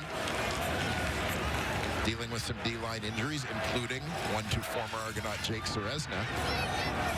Picked him up, and obviously the familiarity with Demetrius Maxey working in his favor there. And as Williams goes off the field here, Nick Anderson also been out for a significant chunk of this ball game. Royce Metier out as well, so you're talking middle linebacker, free safety, defensive line. It has not been a kind day on the injury front, but Toronto sits here with 46 seconds remaining, trailing by 2, and about 20 yards away from Liram Hairoalahu's career-long field goal of 56 yards. Daggy pumps, pressure, tries to get it away, incomplete, looking for Spencer Brown on the check down. Brandon Barlow, speaking of former Argonauts, in big moments. Daggy did well to get that one away and avoid the sack, as every little bit helps in terms of field position here for the Toronto Argonauts as they try to get within Liram Hairoalahu's range. And the importance of getting that football away and not taking a sack. When you take a sack, 4% of the time touchdown drive. When you don't, 20%, right? So all they need is the field goal, but the tendency stands dramatically affects your ability to move the football. Daggy steps up, throws in between coverage, found a receiver. Who else? The Labor Day Classic kid, Dejan Brissett, settles down and makes the snag. Gives Daggy a lot of credit here, working against a four-man rush. Very poised in the pocket, taking his time, allowing the pattern to unfold. Brissett comes open in the middle of the field, and he hits him. Stretch run this time. Spencer Brown, valuable yardage. Sense the change in play calling temperament there from Ryan Dinwiddie, right? Dwayne just trying to make sure that which hash do you want it on? Where? Be patient. Are we in the right spot? Yeah, absolutely. And you know, it's funny, when the hashes used to be further apart, you always used to think in terms of keeping the ball in the middle of the field, because it could create such a difference in terms of the angle of a field goal attempt. A little bit less so since the move.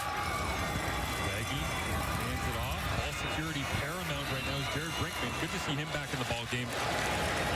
Getting helped off earlier, but no gain there. Third down from the 40. And Daggy, big sideline throw to Mackay Pope. Throw over the middle to Brissett. Gets some love from the Argonauts faithful here at BMO Field. Little Nick Arbuckle appreciation as well. Yeah, Jared Daggy came on. He did his part.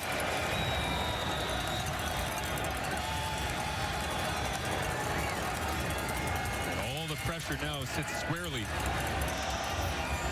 on Liram Hairoalahu, the game winner in the Labor Day Classic from 48 yards away. Snap is down. Hold is good. And it's Hairoalahu through the uprights for the second game in a row.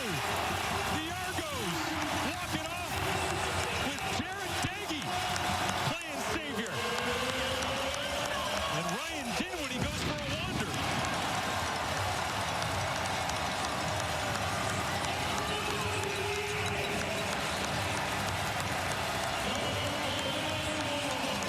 Well, things a little heated out on the field. It was a slow burn. But in the second half, this game was on fire. And now tempers boil.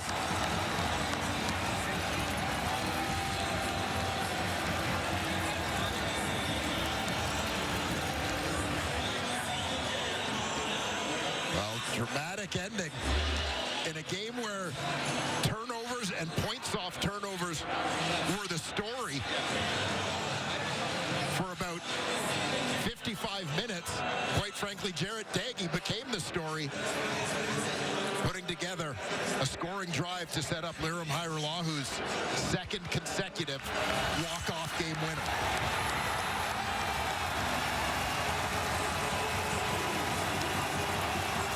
Ryan Dinwiddie never try to let the other team know how he feels at the end of a close comeback victory like this. 3 points in the first half, and the Argonauts walk it off 31-30.